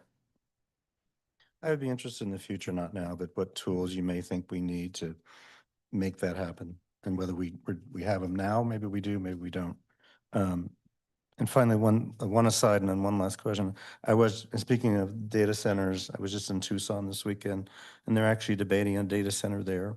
which you would think is insane because it's Arizona and water, but they turned down a reclaimed water deal with the city, but now they say they have a closed system water thing. So they will have recycling the water, but it'll take a lot of power. But if Arizona is considering it, I don't think we should ignore it out of hand, but maybe it's an option, but we're probably not the best climate for a data center in the future, but who knows? One last question, since we do have someone from Centennial now, I wanted to ask whether, do we have the tools? I mean, are you satisfied with what you've been provided with in terms of staffing and the various economic tools and recruitment and retention tools? Or are there new areas we should consider in the next year that might make the difference to get something perhaps that we've lost in the past or weren't competitive? I would say we're very satisfied with the team and the way that the team is coming together and the way we've been functioning. And we've been able to create a great deal of productivity and just in terms of making certain that we're thinking about the local economy in an economic vitality way and not just in economic development or just in a housing way, but thinking about it holistically. That's very, to me, we're in the right place. As far as the resources and whatnot, yes, we're right where we need to be to move our way through 2026, and then we'll see where we're going from there. But we think we're in good shape. You're a rare find, someone who has, I got everything I need. Well, I like wouldn't that. turn down other opportunities, but I'm just saying that we're not actively seeking those. We're actively seeking to take the folks that we have and the tools that we have and the resources that we have available and maximize them to the best of our abilities. All right, thank you. You bet. Well, thank you. We're going to go online to Councilmember Lim next. Thank you. Councilmember Cohen asked a lot of the questions that I was interested in about the industrial flex occupancy. In particular, though, I wanted to ask about how much does economic vitality drill down into helping find businesses to occupy the industrial flex buildings once they are built? I mean, it's certainly, I've heard it numerous times in the Lackamore neighborhood that they wonder why these more buildings on Hoyt were built when the other ones weren't even occupied. So do we keep tabs on that? And do we make efforts to have those occupied? The short answer to that question is yes, we do those kinds of things where we're trying to figure out how to get folks to occupy it. Do we keep tabs on it? Absolutely. We're keeping our tabs, identifying the market and where the market's going and those sorts of things. We're constantly working our network in order to try to find folks that will fit into those facilities. Almost every one of those facilities that you're talking about has a marketing team that's working on day and night. They get paid by getting those things filled. And so how can we best assist them in delivering those products to delivering tenants to those projects? And we're in a constant churn for trying to get those folks in there. So how far do we drill down? All the way down to the, hey, we're sending them over. Can you work on a lease? That's the kind of thing we work with. Okay, great. Thank you. My other question is, I thought perhaps that we would have an update to some degree on the First Bank Center under this economic vitality heading, or are we looking forward to that at another date certain in the future? I think looking forward to it at another date in the future to talk a little bit more about those updates. As you know, we put together a request for proposals and didn't receive the responses that we had hoped for that process. But that freed us up to be able to talk to developers directly and try to find that in there. And so we're working those connections to see what we can figure out for a project in the future. I know Mr. Romine is a little bit more connected to that process than I am. But that's essentially where we're at. And as soon as we have those updates, we're happy to share those with the community and with council. Okay.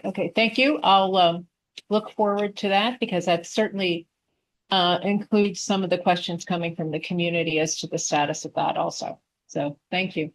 You bet. All right. Thank you very much. Any other questions or comments from my colleagues? I'm not seeing any, so I just want to say thank you. Thank you all to the entire team for all the work you're doing. The updates from Economic Vitality and the Be in the Loop are very informative. And we just need to keep telling our story because it's not all doom and gloom. There's actually a lot of really great things happening. So I appreciate you all helping us to spread that message.